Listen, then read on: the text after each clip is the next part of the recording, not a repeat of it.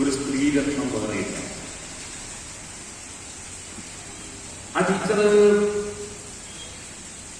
ആ പോരാട്ടത്തിന് തുല്യമായ പരിഗണന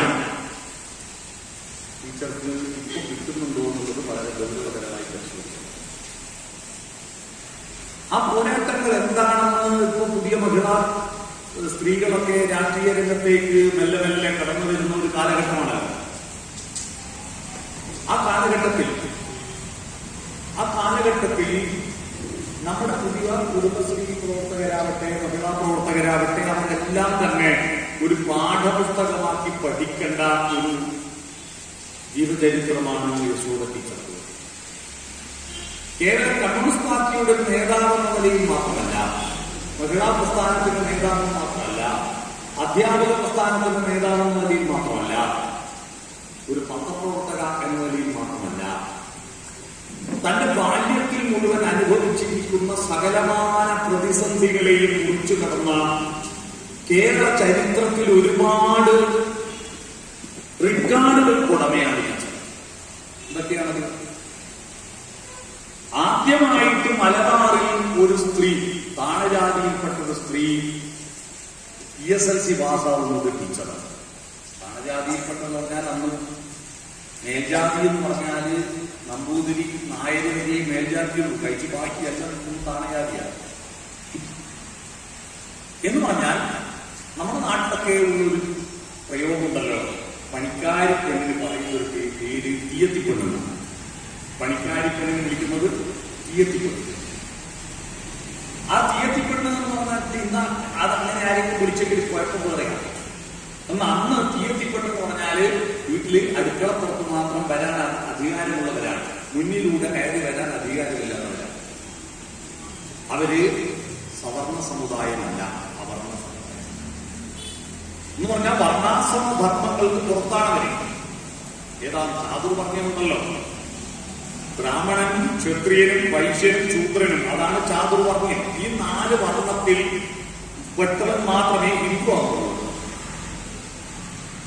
കുറച്ച് കഴിഞ്ഞാൽ നമുക്ക് നാട്ടുകാർക്ക് തിരിയും. ഹിന്ദുക്കൾ ആരാന്ന് ചോദിച്ചാൽ ശൂദ്രം വരെ ഹിന്ദു, എന്നാൽ നമ്പ്യാർ നായർക്ക് വരെ ഹിന്ദുവിൽ പെടാം. അതിൽ താഴെയുള്ളൊന്നും മനുഷ്യൻ ബ്രഹ്മാവ് സൃഷ്ടിച്ചല്ല, ബാക്കിയൊന്നും ബ്രഹ്മാവ് സൃഷ്ടിച്ചല്ലെന്ന് അർത്ഥം. ബാക്കിയെല്ലാം ആര് സൃഷ്ടിച്ചു എന്ന ചോദ്യത്തിന് അവരെല്ലാം അവനവന്റെ തന്തക്ക് പറഞ്ഞു ഒരാൾ പ്രഖ്യാപിച്ചു. അത് കേട്ടിട്ടുണ്ടോ? അയാളെയാണ് തന്തൈ പെരിയോർ എന്ന് വിളിക്കുന്നത്. തമിഴ്നാട്ടിലെ നവോത്ഥാന പ്രസ്ഥാനത്തിന്റെ നേതാവ് തന്തൈ പെരിയോർ രാമസ്വാമി നായിക്കരെ അങ്ങനെ വിളിക്കാൻ കാരണം എന്തുകൊണ്ടാ? ബാക്കിയെല്ലാം അവനവന്റെ തന്തക്ക് പറഞ്ഞു. അപ്പൊ ഈ ചാതുർവർണ്ണത്തിന് പുറത്തുള്ളവരെയാണ് അവർണർ എന്ന് പറയുന്നത്. ശൂദ്രന്മാര് വരെ, ശൂദ്രന്മാർ ഇപ്പം വലിയ മഹാമാനെന്ന് പറയുന്നുണ്ട്. ശൂദ്രന്മാര് പണ്ട് അടിമപ്പണിയെടുത്ത ടീമാ. അക്ഷരം സ്കൂളിൽ പോകാൻ പോലും യോഗ്യതയില്ലാത്ത ടീമായിരുന്നു ശൂദ്രന്മാര്. പറഞ്ഞാൽ നമ്പ്യാന്മാർക്കും നായന്മാർക്കും പണ്ട് അക്ഷരമില്ല. ഈ അക്ഷരം ഇല്ലാത്തത് കൊണ്ടാണ് നമ്മുടെ രാജ്യത്തിന് ഇങ്ങനെ പറ്റിയത്. അധികം പറയാം. അതിന് പുറത്തുള്ള ഒരു പെണ്ണ് പാപ്പിനിശ്ശേരിയായിരുന്നു അമ്മേന്റെ വീട് ജാനകി, അച്ഛന്റെ വീട് ധർമ്മടത്താണ്. അന്ന് കല്യാണം കഴിഞ്ഞിട്ട് ഭർത്താവ് മരിച്ച പിന്നെ ഭർത്താവിന്റെ വീട്ടിൽ പെണ്ണിന് സ്ഥാനമില്ല, അന്ന് പോയിക്കൊള്ളുക. ഭർത്താവിന്റെ സ്വത്ത് അന്ന് മരുമകത്തായം. പൊതുവെ നായർ സമുദായത്തിലാണെങ്കിലും പൊതുവെ നാട്ടിൽ മുഴുവൻ മരുമകത്തായം. കല്യാണം കഴിച്ചു കൊണ്ടുവന്ന പെണ്ണിനെ എന്താ വിളിക്കുക?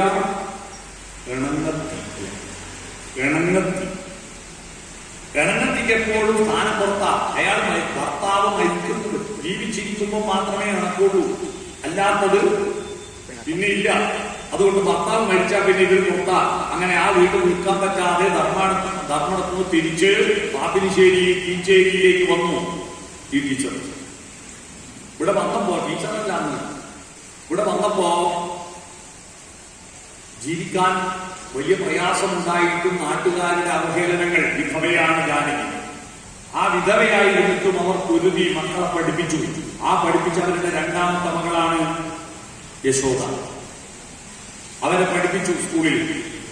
പഠിപ്പിക്കാൻ പോയപ്പോ പോന്ന വഴിക്കോ തീയത്തിക്കൊണ്ട് സ്കൂളിൽ പോകുന്നതെന്ന് പറഞ്ഞിട്ട് പൂവാലന്മാർ കളിയാക്കി, നായകുട്ടികൾ കളിയാക്കി, പരിഹസിച്ചു, ആക്ഷേപിച്ചു. മരണം വരെ കണ്ടെഴുതി പൊട്ടുതൊട്ട് പൗഡർ പൂശുന്ന ഒരു ശീലം യശോദ ടീച്ചർക്ക് ഉണ്ടായിരുന്നു. ഒരിക്കൽ പോലും പൗഡർ ഇട്ട് നടത്തില്ല. അങ്ങനെ പൂവാലന്മാരെ വെല്ലുവിളിച്ചുകൊണ്ട് നടന്നു. അങ്ങനെ നടന്ന് ആ സ്കൂളിൽ പഠിച്ചിട്ട് മലബാറിൽ ആദ്യത്തെ അവർണജാതിയിൽപ്പെട്ട SLC പാസ്സായ ESLC, എലിമെന്ററി സർട്ടിഫിക്കറ്റ്, അതാ ESLC. അങ്ങനെ ESLC പാസ്സായ ഒരു പെണ്ണാണ് ആദ്യത്തെ ESLC ഒരു പെണ്ണ്. ബാക്കിയുള്ള ആണുങ്ങളെ പെണ്ണുങ്ങളെന്താണ്? സ്ത്രീകളുടെ ജോലി എന്താണ്? സ്ത്രീകൾ ജോലിക്ക് പോകണ്ടെന്നാണ്. സ്ത്രീകളെ ജോലി കഞ്ഞി വെക്കണം, കലം പഠിക്കണം, കുടിച്ചു വന്ന ചെറുപ്പക്കാരന്റെ അരിയിൽ നിന്ന് കൊള്ളണം. ഒരു നാടപ്പാട്ടുള്ള വ്യക്തിയാണ്. ഇതാണ് സ്ത്രീകളുടെ ജോലി. വീട്ടിൽ അടുക്കള പണിയെടുക്കുക, മുറ്റമടിക്കുക, അരിച്ചുമാരുക, പ്രസവിക്കുക. ഇത് മാത്രം ചെയ്താൽ മതി എന്ന് ഭാരതത്തിലെ ഹിന്ദുമതം മാത്രമല്ല, ലോകത്തെ എല്ലാ മതവിധാനം ബാധ്യമാണ്. അതുകൊണ്ട് സ്ത്രീകൾ, മതത്തിൽ വിശ്വസിക്കുന്ന സ്ത്രീകൾ വിഡ്ഢികളാണ്. സ്ത്രീകളാണ് ഈ മതത്തിന്റെ പേരിൽ ഇറങ്ങി ഓടുന്നത്. കൂടുതൽ അങ്ങോട്ട് പോകുന്ന സ്ത്രീകളാണ്. പക്ഷേ ലോകത്തിൽ ഇതുവരെ ഏതെങ്കിലും ഒരു മതം സ്ത്രീകൾക്ക് പ്രാമുഖ്യം കൊടുത്തിട്ടുണ്ടോ നിങ്ങൾ അറിയിക്കുന്നു? ഏതെങ്കിലും ഒരു അമ്പലത്തിൽ സ്ത്രീയായി പൂജാരിയായി വെച്ചിട്ടുണ്ടോ? ഉണ്ടോ? ഇല്ല. ഇസ്ലാം മതത്തിലുണ്ടോ? ഹിന്ദു മതത്തിലുണ്ടോ? മുസ്ലിം മതത്തിലുണ്ടോ? എന്നിട്ട് ഉറപ്പില്ലാണ്ട് ഈ പെണ്ണുങ്ങള് ഈ ഘോഷയാത്ര എന്ന് പറഞ്ഞിട്ട് ബാനറും പിടിച്ചിട്ട് ഇതും പിടിച്ച് നടക്കുന്ന കാണുന്ന എനിക്ക് മൂക്കത്ത് വരുന്ന വെക്കാത്തത്. ഇവര് മുഴുവൻ ഈ മുഖ്യസ്ഥന്മാരെ മുഴുവൻ സ്ത്രീകളെ അടിമകളാക്കി വെച്ചിട്ട് ഒരു മതത്തിലും സ്ത്രീകൾക്ക് പൗരോഹിത്യത്തിലോ അല്ലെങ്കിൽ മേധാവിത്വത്തിലോ സ്ഥാനം കൊടുക്കാത്തതാണ് ലോക ചരിത്രം. ഒരു മതത്തിലും സ്ത്രീകൾക്ക് പ്രാമുഖ്യമില്ല. അവരെ മുഴുവൻ അടിമകളാക്കുക. മനസ്സിലായി? ഭർത്താവ് മരിച്ചാൽ ആ ചിതയിൽ ചാടി മരിക്കണം സ്ത്രീകളെന്ന് നിയമമുണ്ടാക്കിയ സ്ത്രീകളല്ല, ആണുങ്ങളാണ്. എന്നിട്ടോ അത് നിരോധിച്ചിട്ട് ബ്രിട്ടീഷ് സർക്കാർ ഉത്തരവ് പ്രകടിപ്പിച്ചു. ഇതൊരു തുനിയാസൈത് ബ്രിട്ടീഷ് സർക്കാരാണ് സതി നിരോധിച്ചിട്ട് ഉത്തരവ് പ്രകടിപ്പിച്ചത്. അതിനെതിരായിട്ട് ഞങ്ങൾക്ക് ഭർത്താവിന്റെ ചിതയിൽ ചാടി മരിക്കാൻ സ്വാതന്ത്ര്യം എന്ന് പറഞ്ഞിട്ട് പ്രകടനം നടത്തിയവരാ ജയിക്കും സ്ത്രീകള്. ഞങ്ങൾക്ക് ശബരിമല കയറണ്ട പ്രകടനം നടത്തിയില്ല. അതുപോലെ ഞങ്ങൾക്ക് ശബരിമലയിൽ സ്ത്രീകൾക്ക് കയറാൻ ഇത് പ്രഖ്യാപിച്ചത് പിണറായി വിജയനോ പ്രധാനമന്ത്രിയൊന്നുമല്ല, ഇന്ത്യയിലെ സുപ്രീം കോടതിയാണ്. സ്ത്രീകൾക്കും കയറാൻ പറഞ്ഞു. എന്നിട്ട് ഞങ്ങൾക്ക് കയറണ്ടപ്പോ പറഞ്ഞിട്ട് നാമജപ ഘോഷയാത്ര നടത്തിയ ആളുകളാണ് സ്ത്രീകൾ. എന്നിട്ട് പറയാ കേരളത്തിൽ സ്ത്രീ ശാക്തീകരണമായിരുന്നു. സ്ത്രീ ശാക്തീകരണ എണ്ണത്തിലാണ് പഞ്ചായത്തിന്റെ എല്ലാ പരിപാടിക്കും ഘോഷയാത്രക്കും ഗ്രാമസഭയ്ക്കും വീട്ടിൽ കൂടിയൊക്കെ എല്ലാം പെണ്ണുങ്ങളാണ്. അല്ലേ? ആണുങ്ങളോ ശുചീകരണം വൃത്തിയാക്കാൻ നോക്കുന്നതൊക്കെ പെണ്ണുങ്ങൾ പണിയെടുക്കുക, ആണുങ്ങൾ നോക്കുക. എന്നിട്ട് ഇതല്ലേ യഥാർത്ഥത്തിൽ ശാക്തീകരണം എന്തെന്ന് പഠിക്കണമെങ്കിൽ യശോദ ടീച്ചറെ പഠിക്കണം. എന്താണ് ശാക്തീകരണം? ശാക്തീകരണം എന്ന് പറയുന്നത് ESLC പാസ്സായി എന്ന് മാത്രമല്ല, സ്കൂൾ ടീച്ചറായ ESLC പാസ്സായ സ്കൂൾ ടീച്ചറാണ്. സ്കൂൾ ടീച്ചറായിട്ട് അതിനും ആക്ഷേപമുണ്ടായി. ഒരു തിയേറ്ററിൽ കൊണ്ട് പഠിക്കുന്നവർക്ക് മേൽജാതിക്കാരെ പഠിക്കാനായിക്കോ എന്ന് പറഞ്ഞ പ്രശ്നമുണ്ടായി. അവിടെയൊക്കെ പിടിച്ചു നിന്നു. ടീച്ചറുടെ ഇച്ഛാശക്തി, തുറന്ന വായന, വിശാലമായ ചിന്ത, അതിന്റെ മുന്നിൽ മറ്റ് അധ്യാപകരെല്ലാം മുട്ടുമടക്കി നല്ല അധ്യാപികയായി അവർ പഠിപ്പിച്ച അധ്യാപികമാരെ നല്ല ഇച്ഛാശക്തിയോടുകൂടി വളർത്തുന്ന, അവർ പഠിപ്പിച്ച കുട്ടികളെ നല്ല ഇച്ഛാശക്തിയോടുകൂടി വളരുന്ന വ്യക്തിത്വമുള്ള കുട്ടികളായി മാറി. അപ്പൊ അവർ പഠിപ്പിക്കുന്ന സ്കൂളുകളിൽ കൂടുതൽ കുട്ടികൾ ചേരാൻ തുടങ്ങി. അങ്ങനെ നിൽക്കുമ്പോഴാണ് നമുക്ക് സ്കൂളെന്ന് പറഞ്ഞാൽ ആയതാ സർക്കാർ സ്കൂൾ അല്ലല്ലോ, മാനേജ്മെന്റ് സ്കൂളാ. മാനേജറുടെ അടിമയായിരുന്നു അന്നത്തെ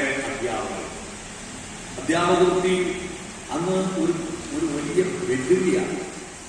കാരൂർ നീലകണ്ഠപിള്ളയുടെ കഥകൾ വായിച്ചവർക്കറിയാം.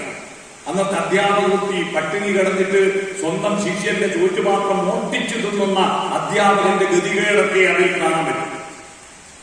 അത്തരത്തിൽ അധ്യാപകർ മാനേജറുടെ അടിമയായിട്ട് എന്തും ചെയ്യാം എന്നൊരവസ്ഥയിൽ ഇരിക്കുമ്പോഴാണ് EC നാരായണ നമ്പ്യാരുടെയും ER നമ്പ്യാരുടെയും നേതൃത്വത്തിൽ അധ്യാപകരെ സംഘടിപ്പിക്കുന്നത്.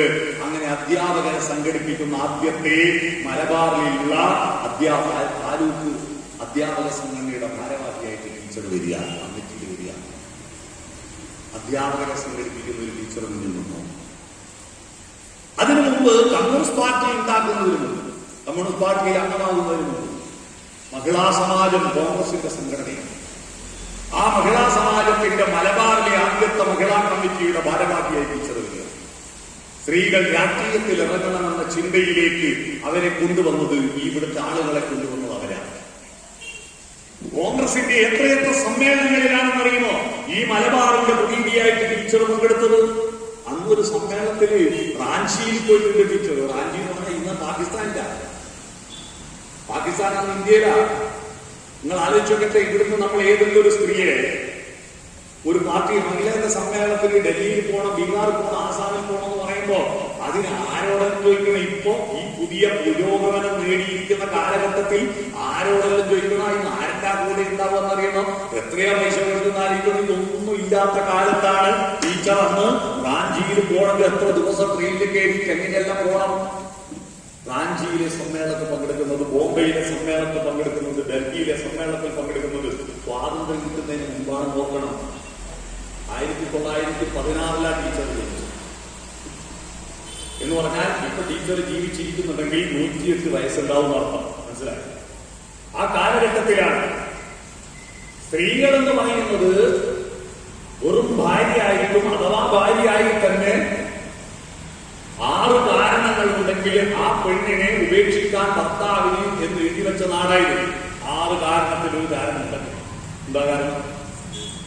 വിവാദശീലാം സ്വയമർത്ഥചോരിണീം പരാനുകൂലാം അതിദോഷഭാഷിണീം അഗ്രാശിനീം അന്യഗൃഹപ്രവേശിനീം ഭാര്യാന്ത്യജേത് പുത്രദശപ്രസൂതിക. കേട്ടിട്ടുണ്ടോ?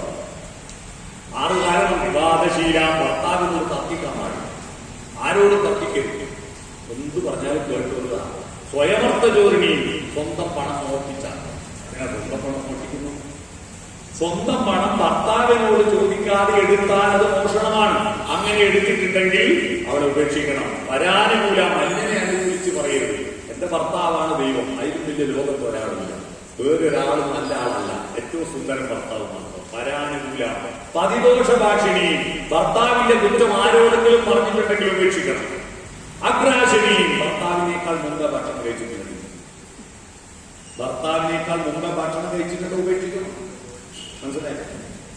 ഇതെങ്ങാനും നടപ്പിലാക്കിയത് എന്റെ ഭാര്യയെല്ലാം പട്ടിണിയായി ചത്തു, കാരണം ഞാൻ എപ്പോൾ തീർക്കുന്നതാണ്. അഗ്രാശിനിയും അന്യഗൃഹപ്രവേശിനിയും, അന്യന്റെ വീട്ടിൽ പോയി ഇരുന്നിട്ടുണ്ടെങ്കിൽ ഭർത്താവിന്റെ കൂടെ അല്ലാതെ മറ്റൊരു വീട്ടിൽ പോയിട്ടുണ്ട്, അവർ ഉപേക്ഷിക്കണം. ഇത് നടപ്പിലായിട്ടുണ്ടെങ്കിൽ ഏതെങ്കിലും കുടുംബശ്രീയിലെ സ്ത്രീക്ക് ഭർത്താവുണ്ടാവും. എല്ലാ കുടുംബശ്രീയും ആരാന്റെ വീട്ടിലല്ല. അന്യഗൃഹപ്രവേശിനി, ഇത്തരം ചെയ്തിരിക്കുന്ന ഭാര്യ ഉപേക്ഷിക്കണം. പുത്രദശപ്രസൂതിക, 10 മക്കളെ പറ്റിയിട്ടുണ്ടെങ്കിൽ ഉപേക്ഷിക്കണമെന്ന് എഴുതി വെച്ച നാടാണ് നമ്മുടെ നാട്. അറിയണം നിങ്ങൾ, ആ നാട്ടിൽ ഇന്ന് പോലും അതിൽ നിന്ന് ഏറെയൊന്നും മുന്നോട്ട് പോകാൻ നമുക്ക് കഴിഞ്ഞിട്ടില്ല. എന്താ ഏറെയൊന്നും മുന്നോട്ട് പോകാൻ കഴിഞ്ഞിട്ടില്ല എന്നുള്ളതിന്റെ തെളിവ് ഞാൻ തരാം. ഇത്രയും കുടുംബശ്രീയും ഇത്രയും സ്ത്രീ ശാക്തീകരണം ഉണ്ടായിട്ട് ഇവിടെ ഇരിക്കുന്ന ഏതെങ്കിലും പെണ്ണുങ്ങള് കല്യാണത്തിന്റെ ഭർത്താവിന്റെ വീട് കണ്ടിട്ടുണ്ടോ? താൻ ജീവിക്കാൻ പോകുന്ന വീട് ഭർത്താവിന്റെ വീടല്ലേ? കല്യാണം കഴിഞ്ഞാൽ ഭർത്താവ് പെണ്ണിന്റെ വീട്ടിലല്ലോ ആണോ? അങ്ങനെയാണോ? ഭാര്യന്റെ വീട്ടിൽ പോയി താമസിക്കുന്നത് നാണക്കേടാണത് ചൊല്ലിട്ടല്ലോ. ഭാര്യാഗൃഹേ പരമസുഖേ 10 ദിനേ മറ്റ് സമയമാണ്. 10 ദിവസം കഴിഞ്ഞാൽ നായ്ക്ക് വലിയ അതുകൊണ്ട് പോവില്ല. അഥവാ പോകുന്നുണ്ടെങ്കിലോ ഒട്ടും പറഞ്ഞ എന്റെ സുഹൃത്ത്, ഞാൻ ഭാര്യ വീട്ടിൽ മാസത്തിൽ 2 പ്രാവശ്യം പോവും, പോയാൽ ഒരു 5 ദിവസം എടുക്കും. മാസത്തിൽ 2 പ്രാവശ്യം പോയാൽ ഒരു 5 ദിവസം എടുക്കും. മനസ്സിലായി? അങ്ങനെ ഭാര്യ വീട്ടിൽ പോയി നിൽക്കുന്നത് മോശമാണ്. അതുകൊണ്ട് ഭാര്യ വീട്ടിലല്ല, ഭർത്താവിന്റെ വീട്ടിലെ ഭാര്യ നിൽക്കുക. എന്നാൽ ആ ഭർത്താവിന്റെ വീട് കല്യാണത്തിന് മുമ്പേ കാണാൻ ഇന്നും പെണ്ണിന് ചാൻസ് ഉണ്ടാ? അതാലോചിച്ചൊക്കെ എത്ര പുരോഗമനം പറഞ്ഞാലും ഇപ്പോഴും താൻ എപ്പോഴെങ്കിലും പോകുന്ന വീട് ഭാര്യന്റെ വീട് കാണാതെ കല്യാണം കഴിച്ച് ഏതൊക്കെയാണ്? ഇല്ലല്ലോ. ഭാര്യ വീട്ടിലെല്ലാ ഭർത്താവും പോയി കാണും കല്യാണത്തിന് മുമ്പേ. എന്നാ ഭർത്താവിന്റെ വീട് കല്യാണത്തിന് മുമ്പേ പെണ്ണിന് ഇന്നും കാണാൻ ചാൻസ് ഉണ്ടോ? ഇല്ല. അപ്പൊ സ്ത്രീ ശാക്തീകരണം കൃത്യമായി നടന്നോ? ഇല്ല. ഇല്ലല്ലോ. വേണ്ടത്രയൊന്നും ഇതുവരെ ആയിട്ടില്ല. അപ്പൊ ഈ 21-ാം നൂറ്റാണ്ടിലും ഇങ്ങനെയാണെങ്കിൽ 20-ാം നൂറ്റാണ്ടിന്റെ ആദ്യ പകുതിയിലാണ് ഈ സംഭവങ്ങൾ നടക്കുന്നത്. ടീച്ചറുടെ കാര്യം ആ കാലത്താണ് ടീച്ചർ അധ്യാപക പ്രസ്ഥാനത്തിന്റെ പ്രവർത്തകയായും കോൺഗ്രസിന്റെ മഹിളാ സമാജത്തിന്റെ പ്രവർത്തകയായും മുന്നോട്ട് പോകുന്നത്. അങ്ങനെ പോകുന്ന സമയത്താണ് കമ്മ്യൂണിസ്റ്റ് പാർട്ടിയുമായിട്ട് ബന്ധപ്പെടുന്നതും കമ്മ്യൂണിസ്റ്റ് പാർട്ടിയുടെ ദേശാഭിമാനി വാരികയുടെ ലേഖികയായിട്ട് ആദ്യത്തെ കേരളത്തിലെ വനിതാ പത്രപ്രവർത്തക യശോദ ടീച്ചർ. ആദ്യത്തെ വനിതാ പ്രവർത്തകയൊന്ന് ആദ്യത്തെ ഭീകരമായ മർദ്ദനം ഏൽക്കേണ്ടി വന്ന വനിതാ പ്രവർത്തകയും പത്രപ്രവർത്തകയും യശോദ ടീച്ചർ. പത്രപ്രവർത്തനത്തിന്റെ പേരിൽ ആ പത്രപ്രവർത്തനം കേവലം വനിതകൾക്ക് വേണ്ടിയിട്ടുള്ള പത്രപ്രവർത്തനം അല്ല കേട്ടോ. കേരളത്തിൽ ഇന്ത്യയിലെ ഉജ്ജ്വല സമരങ്ങളിൽ ഏറ്റവും പ്രമുഖമായിരുന്ന സമരം കയ്യൂർ സമരമാണല്ലോ. ആ കയ്യൂർ സമരത്തിൽ നാല് ധീര കമ്മ്യൂണിസ്റ്റുകാർ വിപ്ലവകാരികളെ തൂക്കിലിട്ടല്ലോ. ആ തൂക്കിലിട്ടപ്പോ അവരുമായിട്ട് പോയിട്ട് ഇന്റർവ്യൂ നടത്തിയത് ഈ ടീച്ചറാണെന്ന് നിങ്ങൾ അറിയണം. ദേശാഭിമാനി വാരികയ്ക്ക് വേണ്ടിയിട്ട് അന്ന് കമ്മ്യൂണിസ്റ്റ് പാർട്ടിക്ക് ഒരു പത്രം 2 പത്രം ഇല്ല. അന്ന് ദേശാഭിമാനി വാരികയും അന്ന് തെക്കോട്ട് ജനീയവും ഇങ്ങോട്ട് ദേശാഭിമാനിയും. ദേശാഭിമാനി പത്രമല്ല, വാരികയാണ്. അങ്ങനെ ആ കമ്മ്യൂണിസ്റ്റ് പാർട്ടിക്ക് വേണ്ടി കമ്മ്യൂണിസ്റ്റ് പാർട്ടി പത്രത്തിൽ ഈ രക്തസാക്ഷികളാക്കും വരിക്കുന്നതിന്റെ തൂക്കിലിടുന്നതിന്റെ തൊട്ട് പോയിട്ട് അവർ ഇന്റർവ്യൂ നടത്തി. ആ ഇന്റർവ്യൂവിലാണ് ഇന്ന് നമ്മൾ അറിയപ്പെടുന്ന അപ്പവും ചിരുവണ്ടനും ചാത്തുകുട്ടിയും അബുവും ഈ ലോകത്തോട് പറഞ്ഞ സഖാക്കളെ, നിങ്ങൾ ആരും നിരാശപ്പെടരുത്, നമുക്കൊരു നല്ല ദിനം വരും. ഞങ്ങൾ ആത്മധൈര്യത്തോടു കൂടിയാണ് പൊതുമരത്തിലേക്ക് പോകുന്നത്, ഞങ്ങൾക്ക് ഒരു സങ്കടവുമില്ല എന്ന വാക്കുകളെല്ലാം അവർ മൈക്കുകെട്ടി പ്രസംഗിച്ചതല്ല, ടീച്ചർ എഴുതിയിട്ട് പത്രത്തിൽ പ്രസിദ്ധീകരിച്ചതാണ്. മറ്റൊരു ഇന്ത്യയിലെ കമ്മ്യൂണിസ്റ്റ് പ്രസ്ഥാനത്തിന്റെ ഏറ്റവും വൈകാരികമായ സംഭവം ഈ തൂക്കുമരത്തിലേറാൻ വിധിക്കപ്പെട്ടിരിക്കുന്ന വിപ്ലവകാരികളെ കാണാൻ വേണ്ടിയിട്ട് സുന്ദരയും PC ജോഷിയും വരുന്നതാണ്. PC ജോഷി വന്നിട്ട് കമ്മ്യൂണിസ്റ്റ് പാർട്ടിയുടെ ജനറൽ സെക്രട്ടറി, ഇന്ത്യൻ ഗാന്ധി എന്നറിയപ്പെടും, കമ്മ്യൂണിസ്റ്റ് ഗാന്ധി എന്നറിയപ്പെടുന്ന PC ജോഷി ഒരു കാർഗിൽ ഹൗസ് കൊടുത്തിട്ട് സൈക്കിൾ കൊടുത്തിട്ട് ഇന്ത്യ മുഴുവൻ ചുറ്റുന്ന പാർട്ടി ജനറൽ സെക്രട്ടറി. ആ ജനറൽ സെക്രട്ടറി ആയിരിക്കുന്ന PC ജോഷി ഈ സഖാക്കളെ കണ്ടിട്ട് കരഞ്ഞതും, അപ്പൊ സഖാവേ നിങ്ങൾ കരയരുതെന്ന് പറഞ്ഞിട്ട് അവരെ PC ജോഷി ആശ്വസിപ്പിക്കുന്ന ആ വിപ്ലവകാരികളുടെ വാർത്ത ഈ ലോകത്തിന് ആദ്യം റിപ്പോർട്ട് ചെയ്യുന്നത് യശോദ ടീച്ചർ. 1947 ആദ്യത്തെ സംസ്ഥാന സമ്മേളനം, കമ്മ്യൂണിസ്റ്റ് പാർട്ടിയുടെ ആദ്യത്തെ സംസ്ഥാന സമ്മേളനം 47 അതുവരെ കമ്മ്യൂണിസ്റ്റ് ഘടകം രൂപീകരിച്ച് പി കൃഷ്ണപിള്ളാവിന്റെ സെക്രട്ടറി ആയിരുന്നല്ലാതെ സംസ്ഥാന തലത്തിൽ സമ്മേളനം ചേർന്നിരുന്നില്ല. ആ സംസ്ഥാന സമ്മേളനത്തിൽ പ്രതീതിയായിരുന്നു ടീച്ചർ. അത് കഴിഞ്ഞ് നടന്ന പാർട്ടി കോൺഗ്രസിൽ പ്രതീതി, 1ാം പാർട്ടി കോൺഗ്രസ് മുതൽ പ്രതീതിയായിരുന്നു ടീച്ചർ. നിങ്ങൾ അറിയണം, കമ്മ്യൂണിസ്റ്റ് പാർട്ടിയുടെ പാർട്ടി കോൺഗ്രസിൽ പ്രതീതിയായിരുന്നു ടീച്ചർ. 47 അവരെ അതിനു മുമ്പ് MSPക്കാരും പോലീസുകാരും കോൺഗ്രസ് കൂട്ടങ്ങളുണ്ട്, അവരെ മർദ്ദിച്ചു. ഉടുതുണി അയച്ചിട്ട് ഈ കണ്ടത്ത് കൊത്തിയിട്ട കട്ടയില്ല, പണ്ട് കട്ട ഉടച്ചിട്ടാകുമ്പോ പച്ചക്കറിയുണ്ട്. കട്ട ഉടക്കലെന്ന് പ്രധാനപ്പെട്ട ഈ കട്ട കൊത്തി മറിച്ചുകയും പിന്നെ അത് പെണ്ണുങ്ങൾ പോയിട്ട് ഉടക്കും. ഈ കട്ട ഉടക്കാത്ത കട്ടകളുടെ ഇടയിലൂടെ അവരെ വലിച്ചെടുച്ചു കൊണ്ടുപോയി, വസ്ത്രമില്ലാതെ വലിച്ചിഴച്ചു കൊണ്ടുപോയിട്ട് അവരെ ചെയ്തറിയോ, പാർട്ടിക്കടവിൽ പാക്കുടിശ്ശേരിയിൽ വെച്ച് ചെയ്തതാണ്. അവരുടെ ജനനേന്ദ്രിയത്തിലേക്ക് മൂക്കിൽ കുത്തിക്കഴിഞ്ഞിട്ട് അവരുടെ ഗർഭപാത്രം കുത്തിത്തോരനോട്ടിയറിയണം. അതറിയണം, എന്തൊരു ഭീകരതയാണ്. MSPക്കാരും കോൺഗ്രസിന്റെ ചിന്തകൾ ചെയ്തു. അങ്ങനെ രക്തത്തിൽ കുളിച്ചു കിടക്കുന്ന ആ സ്ത്രീയെ എടുത്തിട്ട് നാട്ടുവൈദ്യന്മാരെടുത്ത് കൊണ്ടുപോയിട്ടാണ് ചികിത്സിച്ചിട്ട് അവർ തിരിച്ചു വന്നത്. ഇനി ഒരിക്കലും തനിക്ക് ഒരമ്മയാവാൻ പറ്റില്ല എന്ന യാഥാർത്ഥ്യം അവർ തിരിച്ചറിയുകയും മരിച്ചു എന്ന് പറഞ്ഞിട്ട് ഉപേക്ഷിക്കുക. അന്ന് അവരുടെ ബ്ലൗസിന്റെ കുടുക്കുകൾ പൊട്ടിച്ചെടുത്തു. ഗൗരവ രാജ്യസഭയിൽ തന്റെ മുടിക്കെട്ടഴിച്ച ദുശാസനെ കൊന്നിട്ട് അവന്റെ നെഞ്ചിലെ രക്തം എന്റെ മുടിയിൽ പുരട്ടിയാൽ മാത്രമേ ഞാൻ ഇനി മുടി കെട്ടുകയുള്ളൂ എന്ന് ശപഥം ചെയ്ത പാഞ്ചാലിയുടെ, ദ്രൗപദിയുടെ ആ ശപഥമില്ലേ, ആ ശപഥം പോലുള്ള ഒരു ശപഥത്തെ പറ്റി നിങ്ങൾ കേട്ടിട്ടുണ്ട്. ആ ശപഥമാണ് ടീച്ചർ പറഞ്ഞത്. അവർ കുടിച്ച് പൊട്ടിച്ചെറിഞ്ഞ എന്റെ ബ്ലൗസിന്റെ കുടുക്ക് ഈ ഞാൻ ഒരിക്കലും കുടുക്കുള്ള ബ്ലൗസ് കിട്ടില്ല, കുടുക്കില്ല. പണ്ട് ബോഡീസ് പറഞ്ഞിട്ട് തുണി ഇങ്ങനെ പക്കത്ത് കൂട്ടിക്കെട്ടലും, ആ കൂട്ടിക്കെട്ടലും പിന്നെ കുത്തിയിട്ടുള്ള ബ്ലൗസ് മാത്രമേ ടീച്ചർ ധരിക്കുന്നവര്, പിന്നെ കുടുക്കുള്ള ബ്ലൗസ് ഇല്ല. നേരത്തെ ഒരു ശബ്ദമുണ്ട്, പൊട്ട് തൊട്ടില്ല, പൗഡർ തൊട്ടില്ല, കണ്ണ് ചെയ്തില്ല. അതുപോലത്തെ അടുത്ത ശബ്ദമാണ് പാഞ്ചാലിയുടെ കഥകൾ നമ്മളെല്ലാവരും പറയും. നമ്മുടെ നാട്ടിലുള്ള ഒരു പച്ച മലയാളി സ്ത്രീയുടെ ഈ ശബ്ദത്തെ പറ്റി നമ്മൾ എത്ര പേർ കേട്ടു. ഞാനിനി കുടുക്കുള്ള ബ്ലൗസ് ഇല്ല എന്ന് ശബ്ദം. ആ വെള്ള ബ്ലൗസ് ഒറ്റ മുന്നിൽ അറിയാം, ഒറ്റ മുന്നിൽ വെള്ള ബ്ലൗസ് ഇട്ടാണ് പ്രവർത്തിച്ച് ഈ സമ്മേളനത്തിൽ ഈ പാർട്ടി പരിപാടി അറിയാം. ആ മഹതിയെ എത്രയോ തവണ നേരിട്ട് കാണാൻ എന്റെ നാട്ടിൽ കൊണ്ടുവരാനൊക്കെ കഴിഞ്ഞതിലുള്ള അത്ഭുതം ഞാൻ തോന്നുന്നു. അങ്ങനെ ഈ കമ്മ്യൂണിസ്റ്റ് രാഷ്ട്രീയ പ്രവർത്തനത്തിന്റെ പേരിൽ അവരെ ജോലിയിൽ നിന്ന് പിരിച്ചിട്ടുകയാണ്. എന്നിട്ട് അതിനെതിരെ കേസ് കൊടുത്ത് വിദ്യാഭ്യാസം, എന്നിട്ട് വീണ്ടും ടീച്ചറായി. 48 കമ്മ്യൂണിസ്റ്റ് പാർട്ടി നിരോധിച്ച സംഘടനയുടെ പ്രവർത്തക എന്ന രീതിയിൽ ഇവർ ഒളിവിൽ പോയി. വീണ്ടും ടീച്ചറെ ജോലി പോയി. ആറോൺ സമരം, കണ്ണൂർ ഏറ്റവും പ്രധാനപ്പെട്ട ഒരു സമരമാണ് ആറോൺ സമരം. ഈ ആറോൺ സമരത്തിന്റെ വാർത്തകൾ അന്ന് പത്രമില്ല. പിന്നീട് ടീച്ചറാണ് ഈ സമരത്തിന്റെ കൃത്യമായ വാർത്തകൾ പത്രത്തിലൂടെ ജനങ്ങളെ അറിയിക്കുന്നത്.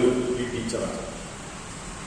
അങ്ങനെയുള്ള പ്രവർത്തനത്തിനിടയിലാണ് മറ്റൊരു വിപ്ലവ പോരാളിയെ പരിചയപ്പെടുന്നത്. അത് സഖാവ് കാന്തലോട്ട് കുഞ്ഞമ്പുവായിരുന്നു. അങ്ങനെ സഖാവ് കാന്തലോട്ട് കുഞ്ഞമ്പുവിനെ KPR രായകത്തൻ മുൻകൈയെടുത്തുകൊണ്ട് ഒരു കൈത്തറി കമ്പനിയിൽ വെച്ച് കാന്തലോട്ട് കുഞ്ഞമ്പുവിനെ ഇവർ വിവാഹം. പിന്നീട് ഇവർ പരസ്പര മൂന്നുപടികളായ ഒരു ദാമ്പത്യത്തിൽ നിങ്ങൾ കാണണമെങ്കിൽ അവരാണ്. ഞങ്ങളൊക്കെ വിദ്യാർത്ഥി സംഘടനയുടെ പ്രവർത്തകനായിട്ട് കണ്ണൂര് പാർട്ടി ഓഫീസിൽ വരുമ്പോ ഒരു നരച്ച കൊട എന്ന് പറഞ്ഞാൽ ഇപ്പൊ പോളിസ്റ്റർ തുണിയുള്ള കൊടയല്ലേ. പണ്ടത്തെ കൊട കോട്ടന്റെ നല്ല കട്ടി തുണിയുള്ള കൊടയാണ്. ആ കൊട ഏറെ പഴക്കമുണ്ടാവുന്ന നരച്ചിട്ടുണ്ട്. ആ നരച്ച കൊടയും എടുത്തിട്ട് ശുദ്രവസ്ത്രധാരികളായിരിക്കുന്ന ദമ്പതിമാർ കമ്മ്യൂണിസ്റ്റ് പാർട്ടി ഓഫീസിലേക്ക് കയറി വരുമ്പം തന്നെ കാക്കലോട്ട് ഒരു മൂളിപ്പാട്ട് പാടും. കൊടയോട്ട് ഞങ്ങൾക്കടെ പുറത്തൊരു അടിവെച്ചു വരും. എന്നിട്ട് വരുന്ന ഒരു നിഷ്കളങ്കമായ ഒരു പുഞ്ചിരി, ഒരു കൊച്ചുകുട്ടികളുടെ പുഞ്ചിരിയോടുകൂടി, മുഖം കണ്ടാൽ ഒരു പുഞ്ചിരിയോടുകൂടി കയറി വരുന്ന കാക്കലോട്ട് അവരുടെ കൂടെ ഇവരും ഉണ്ടായിരുന്നു. കണ്ണൂർ നഗരത്തിലൂടെ ഇവരുടെ നടത്തം MSPക്കാരുടെ മർദ്ദനത്തിന് വിധേയമാവുകയാണ് ടീച്ചർ. കമ്മ്യൂണിസ്റ്റ് പാർട്ടി നിരോധിച്ചത് MSPക്കാരുടെ മർദ്ദനത്തിന് വിധേയമാണ്, ജീവച്ഛവമായി കിടക്കുന്നത്. അങ്ങനെ 2 തവണ അതിഭീകരമായ മർദ്ദനത്തിന് വിധേയമായിട്ടാണ് കമ്മ്യൂണിസ്റ്റ് പാർട്ടിയുടെ പ്രവർത്തനത്തിലേക്ക് വരുന്നത്. പിന്നീട് പത്രപ്രവർത്തകയായി കേരള മഹിളാ സംഘം എന്ന സംഘടനയെ ആദ്യമായിട്ട് 1947 കേരള മഹിളാ സംഘം എന്ന സംഘടന ആദ്യം തന്നെ രൂപീകരിക്കുമ്പോൾ അവരതിലുണ്ടായിരുന്നു. ആര്യാപ്പള്ളത്തിന്റെ നേതൃത്വത്തിൽ ദേശീയ മഹിളാ ഫെഡറേഷന്റെ സമ്മേളനത്തിൽ അവരുണ്ടായിരുന്നു. അവരെല്ലായിടത്തും മഹിളാ പ്രസ്ഥാനത്തെ കൈപിടിച്ചുയർത്തുന്നതിൽ മുൻപന്തിയിലായിരുന്നു. അവരെല്ലാ രക്തസാക്ഷി ഗ്രാമങ്ങളിലും നടന്നുപോയി. അവിടെ സ്ത്രീ എന്നതിൽ പത്രപ്രവർത്തക എന്ന പരിഗണനയിൽ മറ്റാർക്കും കയറിച്ചല്ലാത്ത ഗ്രാമങ്ങളിൽ പോയിട്ട് പോലീസ് നടത്തിയിരിക്കുന്ന ആ നരനായാട്ടിന് പറ്റി അന്വേഷിക്കാൻ വേണ്ടിയിട്ട് സ്വതന്ത്ര ഭാരതത്തിൽ മദ്രാസ് അസംബ്ലി ഒരു പത്രപ്രവർത്തകരുടെ കമ്മീഷനെ നിയമിച്ചു. 3 അംഗ കമ്മീഷൻ നിശ്ചയിച്ചു. ആ 3 അംഗ കമ്മീഷനിൽ പാമ്പൻ മാധവനോടൊപ്പം ഒരു അംഗമായിരുന്നത് യശോദ ടീച്ചറായിരുന്നു. പാമ്പൻ മാധവനോടൊപ്പം പത്രപ്രവർത്തകരുടെ അങ്ങനെ പ്രവർത്തിച്ച ഒരു സ്ത്രീ. അവർക്ക് ബോധമുള്ളിടത്തോളം കാലം കമ്മ്യൂണിസ്റ്റ് പാർട്ടിയിൽ ബോധമുള്ളിടത്തോളം കാലം മഹിളാ സംഘത്തിൽ സംഘത്തിന്റെ പ്രവർത്തനത്തിൽ പോയി. മഹിളാ സംഘത്തിന്റെ പ്രവർത്തകരെയും പുതിയ യുവാക്കളെയെല്ലാം സ്നേഹമസൃണമായിട്ട് ശകാരിക്കാൻ അവർക്ക് അധികാരമുണ്ടായിരുന്നു. സ്നേഹമസൃണമായിട്ട് ശകാരിക്കാൻ അധികാരമുണ്ടായിരുന്നു. ഞാനൊരു ദിവസം പാർട്ടി ഓഫീസിൽ ചെല്ലുമ്പോ ഒരു സ്ത്രീ ഇരുന്ന് കരയുന്നു. ഒരു പെൺകുട്ടി കരയുന്നു. എന്തിനാ കരയുന്നതെന്ന് കേട്ടപ്പോൾ ഞാൻ വിളിച്ചുപോയി. യശോദ ടീച്ചർ ചീത്ത പറഞ്ഞാ കരയുന്നത്. യോഗത്തിന് എപ്പോഴും വൈകി എത്തിയിട്ട് യശോദ ടീച്ചർ ചീത്ത പറഞ്ഞു. അതിന്റെ പേരിൽ പല്ലടി ചീത്ത പറഞ്ഞപ്പോ കരഞ്ഞു. ആ കരഞ്ഞിട്ട് ആ കരുത്തിൽ ഉയർന്നു വന്നൊരു ആ സ്ത്രീയാണ് കമ്മ്യൂണിസ്റ്റ് പാർട്ടിയുടെ സെൻട്രൽ സെക്രട്ടേറിയറ്റിലേക്ക് തെരഞ്ഞെടുക്കപ്പെട്ട സഖാവ് ആനി രാജ. മനസ്സിലാക്കുക, ആനി രാജയുടെ കരുത്ത് മുഴുവൻ ആവാഹിച്ചത് ഈ യശോദ ടീച്ചറിൽ നിന്നാണ്. അത് ഞങ്ങൾ നേരിട്ട് കണ്ടതാണ്. ടീച്ചറും ആനി രാജയും എല്ലായിടത്തും ഒരുമിച്ചായിരുന്നു. തന്റെ ഒരു വളർത്തുമകളെ പോലെ കൊണ്ടു നടന്നതാണ് യശോദ ടീച്ചർ ആനി രാജ. ഒരു ദേശീയ തലത്തിൽ ഒരു മഹിളാ ഫെഡറേഷന്റെ ദേശീയ ജനറൽ സെക്രട്ടറി ആവാനും കമ്മ്യൂണിസ്റ്റ് പാർട്ടിയുടെ സെൻട്രൽ സെക്രട്ടേറിയറ്റ് അംഗമാവാനും വയനാട്ടിൽ രാഹുൽ ഗാന്ധിക്കെതിരായിട്ട് മത്സരിച്ച് നല്ല മത്സരം കാഴ്ചവെച്ച് ബാക്കി എല്ലായിടത്തും ഭൂരിപക്ഷം ഇടതുപക്ഷത്തിന് പുറകോട്ട് പോയപ്പോ ഭൂരിപക്ഷം കുറഞ്ഞു. തോറ്റ ഭൂരിപക്ഷം അപ്പുറത്ത് കുറച്ച ഒരേ ഒരു മണ്ഡലം വയനാട് പാർലമെന്റ് മണ്ഡലമാണ്. അത് ആനി രാജയാണ് കുറച്ചത്. 4 ലക്ഷം വോട്ടിന് ജയിച്ചെടുത്ത് 3,40,000 വോട്ടേ കൂടുതൽ രാഹുൽ ഗാന്ധിക്ക് 60,000 വോട്ട് ഭൂരിപക്ഷം കുറക്കാൻ കഴിഞ്ഞത് കേരളത്തിൽ അവിടെ മാത്രമാണ്. അതാണ് ആനി രാജ. ആ ആനി രാജ എന്ന സ്ത്രീയുടെ കരുത്ത് യശോദ ടീച്ചറായി. അതിനിടയിൽ അവരെ എഴുതിയിരിക്കുന്ന ലേഖനങ്ങളെത്ര, അവർ നടത്തിയ പഠനങ്ങളെത്ര, അവർ നടത്തിയ മഹാത്യാഗങ്ങളെത്ര. നടന്നിട്ടാ വരിക, നടന്നിട്ട് ഒരത്ഭുതമായിരുന്നു എനിക്ക്. ഒരു ദിവസം എന്റെ വീട്ടിൽ എന്റെ അമ്മയെ കാണാൻ വേണ്ടി, മഹിളാ സംഘത്തിന്റെ എന്റെ യൂണിറ്റ് സെക്രട്ടറി അമ്മയെ കാണാൻ വേണ്ടിയിട്ട് കണ്ണവത്ത് ഇറങ്ങിയിട്ട് മാനന്തവാടി ബസ്സിൽ ഇറങ്ങിയിട്ട് നടന്നു വന്നു. ഈ പ്രായമുള്ള സ്ത്രീയെ കണ്ടിട്ട് ഞാൻ അത്ഭുതപ്പെട്ടു പോയി. ഒരു സ്ത്രീ ദൂരം നിന്നും നടന്നു വരിക, മഹിളാ സംഘത്തിന്റെ മെമ്പർഷിപ്പ് ചേർക്കാൻ വേണ്ടി വരിക. അത് ഇന്ന് വാട്സപ്പിൽ രാഷ്ട്രീയമായിട്ട് മാറിക്കൊണ്ടിരിക്കുന്ന കാലഘട്ടത്തിൽ ഇപ്പൊ ആ പുതിയ ആളുകൾക്ക് ഇത് പറഞ്ഞാൽ വിശ്വസിക്കാൻ പോലും പറ്റില്ല. അത്തരത്തിൽ ഈ രാഷ്ട്രീയത്തിന്റെയും പത്രപ്രവർത്തനത്തിന്റെയും മനുഷ്യസ്നേഹത്തിന്റെയും ഇടവഴികളിലൂടെ നടന്നുപോയിരിക്കുന്ന ഒരു സ്ത്രീരത്നം. ഇന്നത്തെ മഹിളാ പ്രസ്ഥാനത്തിൽ, അത് ഇടതുപക്ഷത്തിന്റെ മഹിളാ പ്രസ്ഥാനമാവട്ടെ, അത് കുടുംബശ്രീ പ്രസ്ഥാനമാവട്ടെ, ഏത് മഹിളാ പ്രസ്ഥാനത്തിലും മാതൃകയാക്കേണ്ട ഒരു ഐക്കണാണ്. മഹിളാ മുന്നേറ്റത്തിന്റെ, കേരളത്തിലെ മഹിളാ മുന്നേറ്റത്തിന്റെ ഒരു ഐക്കണായിട്ട് ആരുടെ മുഖമാണ് നമുക്ക് കൊടുക്കാൻ പറ്റുക? അത് യശോദ ടീച്ചറാണ്. സ്ത്രീകളുടെ യശസ് ദാനം ചെയ്തത്. യശോദ എന്ന വാക്കിന്റെ അർത്ഥം യശസ് ദാനം ചെയ്യുന്നവൾ, അതാണ് യശോദ എന്ന് പറയുന്നത്. സ്ത്രീകളുടെ യശസ് ദാനം ചെയ്ത, മഹിളാ പ്രസ്ഥാനത്തിന്റെ യശസ് ദാനം ചെയ്ത ഒരു മഹാ വിപ്ലവകാരിയായിരുന്നു യശോദ ടീച്ചർ.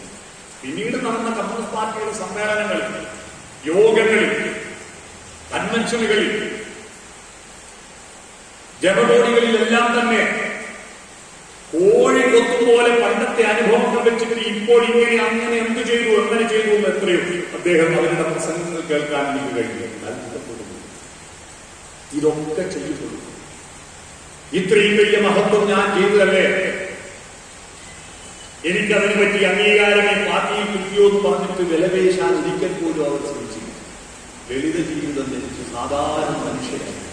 എന്റെ ജീവിതത്തിൽ എനിക്ക് മറക്കാനാവാത്തൊരു ഓർമ്മ യശോദ ടീച്ചറെ പറ്റിയല്ല, കാന്തലൂർ കുഞ്ഞമ്പൂരിനെ പറ്റി പറയാം.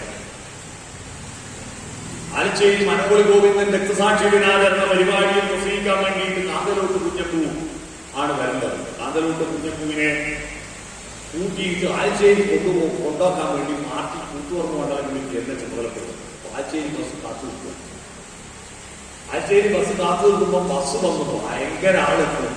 അപ്പൊ കാന്തലൂരിന് നടുവേനായിട്ട് നിൽക്കാൻ പറ്റാത്ത ഇദ്ദേഹം നിന്നു. ആളെ ബസ് ബേക്കോട്ട് എടുത്ത് നിൽക്കുന്നതിനിടക്ക് ഇതിന്റെ കമ്പി പിടിച്ചിട്ട് ആദ്യം തന്നെ കയറാൻ വേണ്ടി ഒരു ശ്രമം നടത്തുന്നതാണ്. അന്ന് ആ ബസ്സിലെ ക്ലീനർ അങ്ങോട്ട് നിങ്ങൾക്ക് വയസ്സാൻ തള്ളല് തള്ളുമ്പോ മലന്ന് വീഴുന്ന കാന്തലോട്ടിനെ പിടിക്കാൻ ഞാനൊരു ബേക്കിലുണ്ട്. എനിക്കായിട്ട് കൂട്ടത്തില്ല. ഞാൻ വിചാരിച്ചു തീർന്നു. അപ്പോഴേക്ക് ഒരു കുഞ്ഞിരാൻ മാഷി പോയിട്ട് ഒരൊറ്റ പിടുത്ത കാന്തലോട്ടിനെ പിടിച്ച് ആടെ താഴ്ത്തി നിർത്തിയിട്ട് ആ കുഞ്ഞിരാൻ മാഷ് ആത്മികനായ മനുഷ്യൻ ആ ക്ലീനറുടെ കോളറ പിടിച്ചിട്ട് അടിച്ചാൽ നോക്കിയ രംഗാനിക്ക് നാടകം കാണുന്നത് ആരെയാടാ പിടിച്ച് തല്ലിയെന്നറിയോ, മുൻ മന്ത്രിയാളായിരുന്നു എന്ന് പറഞ്ഞിട്ട് ചീത്ത പറഞ്ഞ എനിക്ക് ഇപ്പോൾ ഒരു നാടകത്തിലെ രംഗം പോലെ എന്റെ മനസ്സിൽ തോന്നുന്നു. ലളിത ജീവിതം. രാഷ്ട്രീയ പ്രവർത്തകരെന്ന് പറഞ്ഞാൽ അവർ കാലഘട്ടത്തിനനുസരിച്ചുള്ള വളർച്ചയുടെ ഭാഗമായിട്ട് ഇതൊന്നും വേണ്ട, പണ്ടത്തെ മാതിരി ചർച്ചയിൽ തിരിച്ചിരിക്കണം എന്നുള്ളൊരു അഭിപ്രായം എനിക്കില്ല. പക്ഷേ കമ്മ്യൂണിസ്റ്റുകാർ സാധാരണ മനുഷ്യരുടെ കൂട്ടത്തിൽ ഒരാളാണ്. സാധാരണ മനുഷ്യരുടെ കൂട്ടത്തിൽ ഒരാളായി അവരുടെ കൂട്ടത്തിൽ അവരുടെ നേതാവായി മാറണമെങ്കിൽ അവർക്ക് വിശ്വാസ്യതയുള്ള മക്കൾ ജീവിക്കാൻ കഴിക്കണം എന്നതിന് നല്ല മാതൃകകളാണ് കാന്തലോട്ടും യശോദ ടീച്ചർ. മരണം വരെ ഒന്നും നേടാനില്ലാതെ ആത്മാർത്ഥമായിട്ട് ഈ ലോകത്തിന് വേണ്ടി കമ്മ്യൂണിസ്റ്റ് പാർട്ടിയേക്കാൾ അവരെ ഇഷ്ടപ്പെട്ടത് ഈ രാജ്യത്തെയാണ്. പാർട്ടി പ്രവർത്തകരെക്കാൾ അവർ ഇഷ്ടപ്പെട്ടത് ഇവിടുത്തെ സാധാരണ തൊഴിലാളികളെയും കർഷകരെയുമാണ്. അപ്പോഴാണ് യഥാർത്ഥ കമ്മ്യൂണിസ്റ്റുകാരുണ്ടാവുന്നത്. തൊഴിലാളികളും കർഷകരൊന്നും വേണ്ട, പാർട്ടിക്കാർ മാത്രം മതി. ഒരു തേക്കിന്റെ കാതലി മാത്രം നടിച്ചാൽ മതി. വെള്ളം വേണ്ടെന്ന് പറഞ്ഞാൽ കാതൽ കഴിച്ച് ഒന്നിക്കൂലേ? എനിക്കിപ്പോ പുതിയൊരു ശൈലിയ. ഈ തേക്ക് മരത്തിന് കാതലോട്ട് വെള്ളം മൊത്തം കഴിക്കുന്നതിന്റെ ആനുപാതികമായിട്ടാണ് കാതൽ കഴിക്കുക. ഇപ്പൊ ഒരു പുതിയ പ്രവണത, വെള്ളം വേണ്ട, കാതൽ മതി, പാർട്ടി മാത്രം മതി, പുറത്തുള്ള ദൂരമൊന്നും വേണ്ട എന്ന ശൈലിയിലേക്ക് പോകുന്നതിനെ ജനങ്ങൾ ആ വെള്ളം തിരിച്ചടിച്ചു. ഇപ്പൊ കഴിഞ്ഞ തെരഞ്ഞെടുപ്പിൽ ഇടതുപക്ഷ ജനാധിപത്യ മുന്നണിക്കെതിരായി വോട്ട് ചെയ്തവരൊന്നും തന്നെ ഇടതുപക്ഷത്തെ വെറുക്കുന്നവരല്ല. അങ്ങനെ അങ്ങ് പോണ്ട എന്നൊരു ചൊട്ടു കൊടുക്കുക. അങ്ങനെ അങ്ങ് പോണ്ട.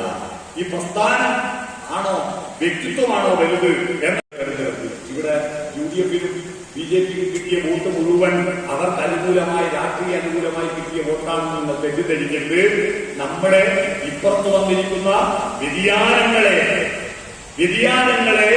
തിരിച്ചു കൊണ്ടുപോകാൻ വേണ്ടിയിട്ടുള്ള നല്ലൊരു ഷോക്ക് ട്രീറ്റ്മെന്റ് ആണ് കഴിഞ്ഞ തെരഞ്ഞെടുപ്പിലെ ഇലക്ഷന്റെ റിസൾട്ട് എന്നാണ് ഞങ്ങൾക്ക് തെളിയിക്കുന്നത്. അല്ലാതെ ഇത് മുഴുവൻ കേരളത്തിന്റെ ഇടതുപക്ഷ മനസ്സ് മുഴുവൻ നഷ്ടപ്പെട്ടു പോയിക്കൊണ്ടിരിക്കുക. കാരണം ഇടതുപക്ഷത്തിന്റെ മനസ്സ് നഷ്ടപ്പെട്ടു പോയാലുള്ളതിന്റെ ദുരന്തം നമ്മളിപ്പോ കർണാടകയിൽ ഒരു മനുഷ്യൻ ലോറിക്കുള്ളിൽ പെട്ടിട്ട് 5-8 ദിവസമായിട്ട് ഓരോ ദിവസം നിർത്തിക്കാറ് വരിക. നിർത്തിക്കാറ് തമ്മിലും അറിയാം, നിർത്തില്ല. പണ്ട് വീട്ടിൽ വന്ന് മുടി മുറിക്കുന്ന ഒരു കാലമുണ്ടായിരുന്നു. മുടി മുറിക്കാൻ വേണ്ടിയിട്ട് ബാർബറെ വിളിച്ച് വീട്ടിലെത്തിയാലും പറയാം ഞാൻ നത്തിയെടുത്തില്ല എന്ന് പറയാൻ പോലെയാണ് ഇവര് വരുമ്പോ പിന്നെ എന്തുകൊണ്ടാവുന്നത്. ഉപകരണം എടുക്കാൻ അടുത്തൊരു ദിവസം, റഡാർ എടുക്കാൻ വേറൊരു ദിവസം. ഒരു മനുഷ്യ ജീവന്റെ രക്ഷയ്ക്ക് വേണ്ടിയിട്ട് എത്ര ലാഘവത്തോടു കൂടിയാണ് കേരളത്തിന് പുറത്തുള്ള ഒരു സംസ്ഥാനത്തിൽ കർണാടകത്തിൽ കാണിച്ച ഒരു നിരുത്തരവാദ നിലപാട് എന്ന കേരളത്തിലാണെങ്കിലും ഒരു ജീവൻ രക്ഷിക്കാൻ വേണ്ടിയിട്ട് എത്ര മനുഷ്യർ, എത്ര പോലീസുകാർ, എത്ര ഭരണകൂടം പൂർണ്ണമായിട്ട് ഒരാളെ രക്ഷിക്കാൻ വേണ്ടിയിട്ടുള്ള പരിശ്രമം നടത്തുന്ന ഒരു നാടാണ് നമ്മളത്. മനുഷ്യന് അത്രയും വില കൽപ്പിക്കുന്ന ഒരു പ്രസ്ഥാനം, മനസ്സ്. അത് ഇടതുപക്ഷം എന്ന് പറഞ്ഞാൽ കമ്മ്യൂണിസ്റ്റുകാരിൽ മാത്രമല്ല. ഈ ഇടതുപക്ഷം എന്ന് പറഞ്ഞാൽ എന്താ? ഇടതുപക്ഷം എന്ന് പറഞ്ഞാൽ ചെങ്കൊടി പിടിക്കുന്നവരെന്നല്ല അർത്ഥം. ഇടതുപക്ഷവും വലതുപക്ഷം എന്ന സങ്കല്പമുണ്ടായത് രാഷ്ട്രീയം ബ്രിട്ടനിലുണ്ടായ കാലത്ത് അവിടെ തെരഞ്ഞെടുപ്പ്, രാജഭരണം മാറി തെരഞ്ഞെടുപ്പ് വരുന്ന സമയത്ത് യാഥാസ്ഥിതികന്മാർക്ക് മുഴുവൻ ഇരിക്കാൻ കസേര കൊടുക്കുന്നത് വലതുഭാഗം, പുരോഗമനവാദികൾക്ക് മുഴുവൻ ഇരിക്കാൻ കസേര കൊടുക്കുന്നത് ഇടതുവശം. ഇപ്പോഴും അവിടെ അതുണ്ട്. ഇപ്പൊ ഫ്രാൻസിലെ തെരഞ്ഞെടുപ്പിൽ നിന്ന് കണ്ടില്ല. ഫ്രാൻസിലെ തെരഞ്ഞെടുപ്പിൽ യാഥാസ്ഥിതികന്മാര് പരാജയപ്പെടുകയും പുരോഗമനവാദികൾ ഇടതുപക്ഷ മനസ്സുള്ളവരാണ്. കമ്മ്യൂണിസ്റ്റ് പാർട്ടി കൊടി പിടിക്കുന്നവരൊന്നുമല്ല, പക്ഷെ ഇടതുപക്ഷ മനസ്സുള്ളവരാണ് ഭൂരിപക്ഷത്തിൽ ഈ ഫ്രാൻസിൽ നടന്ന തെരഞ്ഞെടുപ്പിൽ ജയിച്ചത്. ഇന്നലെ അവരുടെ സത്യപ്രതിജ്ഞ നടന്നു. ആ സത്യപ്രതിജ്ഞയിൽ ഫാസിസ്റ്റ് പക്ഷത്തിന് വേണ്ടി വാദിച്ചിരിക്കുന്നവർക്ക് കൈ കൊടുക്കാൻ പോലും താല്പര്യം കാണിക്കാതെ അവരെ നിങ്ങളുമായിട്ട് ഒരു ബന്ധവും വേണ്ട എന്ന മട്ടിൽ ഇടതുപക്ഷക്കാർ സത്യപ്രതിജ്ഞ ചെയ്യാൻ പോയത് വലിയ വാർത്തയാണ് അന്താരാഷ്ട്ര മാധ്യമങ്ങളിൽ. ഇതിന്റെ കാരണം ഈ ഇടതുപക്ഷത്ത് പുരോഗമനവാദികളെയും വലതുപക്ഷത്ത് യാഥാർത്ഥികന്മാരെയും ഇരിക്കാൻ കാരണം പുരാണത്തിൽ ബൈബിളിൽ ഒരു കഥയിൽ പറയുന്നു, ഒന്ന് ഒടയ നമ്പുരാൻ അന്തിക്ക് അന്തിക്രിസ്തു ഒരു ദിവസം വന്നിട്ട് കസേരയിൽ ഇരിക്കും, എന്നിട്ട് ഭാവികളെ മുഴുവൻ വിളിച്ച് ഇടതുവശത്തിരിക്കും, പുണ്യവാന്മാരെ മുഴുവൻ വലതുവശത്തിരിക്കും, എന്നിട്ട് വലതുവശം സ്വർഗത്തിലേക്ക് ഉയർത്തപ്പെടും, ഇടതുവശം നരകത്തിലേക്ക് താഴ്ത്തപ്പെടുമെന്നാണ് ബൈബിളിൽ അറിയുന്നത്. അപ്പൊ ഭാവികളെല്ലാം വലതുപക്ഷം, പുണ്യവാന്മാര് വലതുപക്ഷം. മനസ്സിലായില്ല? അതെങ്ങനെയായിട്ടില്ലേ ശരിയാവും? ആരാ മാറി? സൂര്യൻ ഭൂമിയെ ചുറ്റുന്നു എന്ന് പറഞ്ഞവൻ വലതുപക്ഷം. അവൻ സഭയെ അങ്ങനെയാ പറഞ്ഞത്. ബൈബിളിൽ എങ്ങനെയാ പറയുന്നത്? സൂര്യൻ ഭൂമിയാണ് പ്രപഞ്ചത്തിന്റെ കേന്ദ്രം, സൂര്യനാണ് ഭൂമിയെ ചുറ്റുന്നത് എന്ന് പറഞ്ഞാൽ അത് സമ്മതിച്ചാൽ അവൻ വലതുപക്ഷം. അല്ല, സൂര്യനെ ഭൂമി ചുറ്റുന്നു എന്ന് ശാസ്ത്രം പറഞ്ഞാൽ അവൻ ഭാവി. സഭ പറഞ്ഞത് തെറ്റാണെന്ന് പറഞ്ഞാൽ അവൻ ഭാവി. എന്ന് പറഞ്ഞാൽ സൂര്യനെയും ചന്ദ്രനെയും രാഹു വിഴുങ്ങിയിട്ടാണ് ചന്ദ്രഗ്രഹണവും സൂര്യഗ്രഹണവും ഉണ്ടാകുന്നത് എന്ന് വിശ്വസിക്കുന്നവൻ വലതുപക്ഷം. അല്ല, സൂര്യനും ചന്ദ്രനും മറവും ഭൂമിയുടെ മറവ് കൊണ്ട് ചന്ദ്രനെ കാണാതാവുന്നതാണ് ചന്ദ്രഗ്രഹണമെന്നും, ചന്ദ്രന്റെ മറവ് കൊണ്ട് സൂര്യനെ കാണാതാവുന്നതാണ് സൂര്യഗ്രഹണമെന്നും, ഭൂമിയുടെ മേലെ ചന്ദ്രനിൽ പതിയുന്നതാണ് ചന്ദ്രഗ്രഹണമെന്നും, അല്ലാതെ ഒരു പാപം ഒഴുക്കുന്നതല്ല എന്ന് പറഞ്ഞാൽ അവൻ ഇടതുപക്ഷം, അവൻ ഭാവിയാണ്, അവൻ ഇടതുപക്ഷം. അവൻ സത്യം പറഞ്ഞവൻ ഇടതുപക്ഷം. പക്ഷേ ഇടതുപക്ഷത്തിൽ ചില വലതുപക്ഷം, അതാണ് നമ്മൾ ഭയപ്പെടുന്നത്. എന്താ? ഈ സ്കൂളിലല്ല ഇത് പഠിപ്പിക്കും മാഷന്മാർ. രാഹുവും കേതും വിഴുങ്ങിയിട്ടൊന്നും അല്ല സൂര്യഗ്രഹണവും ചന്ദ്രഗ്രഹണവും. എന്നിട്ട് വീട്ടിലോ ഇയാളെ മോളെ കല്യാണത്തിന് രാഹുകാലം നോക്കാനും മുന്നോട്ട് നിശ്ചയിക്കില്ല. ഇവരാണ് നമ്മൾ ഭയപ്പെടുന്നത്. ഇയാളെ മോളെ കല്യാണത്തിന് രാഹുകാലം നോക്കിയിട്ടാണ് കല്യാണം നിശ്ചയിക്കുക. അതെന്താ ഈ രാഹു? ഇതിനെ വിഴുങ്ങാൻ വേണ്ടിയിട്ടുണ്ടായ രാഹു അത് വിഴുങ്ങിയിട്ടെല്ലാം പഠിച്ചാൽ അന്നോടെ തീരണ്ടേ? പാത്ത് ഫൈൻഡർ എന്ന് പറയുന്ന ഇന്ത്യയിൽ നിന്ന് ഒരു ഭൂമിയിൽ നിന്ന് ഒരു ഉപഗ്രഹം ആദ്യമായി ചൊവ്വയിൽ പോയി ഇറങ്ങിയല്ലോ. ആ ചൊവ്വയിൽ പോയി ഇറങ്ങി അന്ന് തീർന്നില്ലേ ചൊവ്വാദോഷം? എന്നിട്ടും ഇപ്പോഴും എല്ലാ പത്രത്തിലും മാട്രിമോണിയലിന്റെ പരസ്യത്തിൽ ചൊവ്വാദോഷം ഇഷ്ടം പറയാം. ഇന്ന് ഞാൻ ചൊവ്വാദോഷത്തിന്റെ പ്രയാസം ഞാൻ ഇന്നും കൂടി അനുഭവിച്ചിരുന്നു. കണ്ണൂരിൽ 2 മണിക്കെത്തേണ്ട ഞാൻ 2:15 പോയി താഴെ ചൊവ്വ മേലെ ചൊവ്വ വരെ ബ്ലോക്കായിട്ടാണ്. അതാ ചൊവ്വാദോഷം. മനസ്സിലായി? അതാ ചൊവ്വാദോഷം. ചന്ദ്രനിൽ നീൽ ആംസ്ട്രോങ്ങും എഡ്വിൻ ആൽഡ്രിനും പോയി ഇറങ്ങിയ അന്ന് ചന്ദ്രദശ തീരണ്ടേ? ചന്ദ്രദശ വഴിയൊരു സിനിമ പാട്ടില്ലേ? അഷ്ടമിരോഹിണി തിരുവോണം 10 കൊല്ലം ചന്ദ്രദശ എന്ന് പറഞ്ഞിട്ട് ഒരു പാട്ടില്ലേ? ചന്ദ്രദശ ഇപ്പൊ ചന്ദ്രദശയാ എന്ന് പറഞ്ഞിട്ടുണ്ട്. ഈ ചന്ദ്രദശ എന്ന് പറഞ്ഞാൽ ചന്ദ്രൻ നമ്മളെ ഇടങ്ങാറാക്കുന്നതല്ലേ, അല്ലെ? അനുഗ്രഹിക്കുന്നതുകൊണ്ടല്ലേ? ചന്ദ്രനിൽ മനുഷ്യനാടെ പോയി നിന്നോടുകൂടി അതിന്റെ അടുത്തോലെ എഴുതിയ വയലാറാമ എഴുതിയ പാട്ടിൽ പറയുന്നുണ്ട്, തങ്കത്താഴികക്കുടമല്ല താരാപഥത്തിലെ രഥമല്ല ചന്ദ്രബിംബം കവികൾ പുകഴ്ത്തിയ സ്വർണമയൂരമല്ല എന്ന പാട്ട് അതിന്റെ അടുത്തോലെ എഴുതിയ മീരാൻ സോങ് അവിടെ പോയി ഇറങ്ങിയതിനു ശേഷം അവിടെ ഏകാന്ത ശൂന്യത മാത്രമേ ഉള്ളൂ എന്ന് തിരിച്ചെടുത്തതായി. പക്ഷേ ആ ശാസ്ത്രബോധം വളർന്നിട്ടും, ശാസ്ത്രം അറിവുകൾ വളർന്നിട്ടും ശാസ്ത്രബോധം നമ്മുടെ കേരളത്തിൽ വളർന്നിട്ടില്ല. ഇപ്പോഴും ഫ്യൂഡലിസത്തിന്റെ വേരുകൾ ഇപ്പോഴും നമ്മുടെ അടക്കം മനസ്സിൽ അടിഞ്ഞുകൂടിക്കിടക്കുകയാണ്. ഫ്യൂഡലിസത്തിന്റെ വേരുകൾ നമ്മുടെ രാജ്യത്തെ തകർത്തുള്ള ഫ്യൂഡലിസമാണെന്ന് നിങ്ങൾ അറിയണം. നമ്മുടെ ലോകം ഇന്ത്യയെ പണ്ട് ഭാരതത്തെ, ഇന്ത്യ എന്നൊരു പേരില്ല, ഭാരതം എന്നുള്ള പേരൊന്നുമില്ല.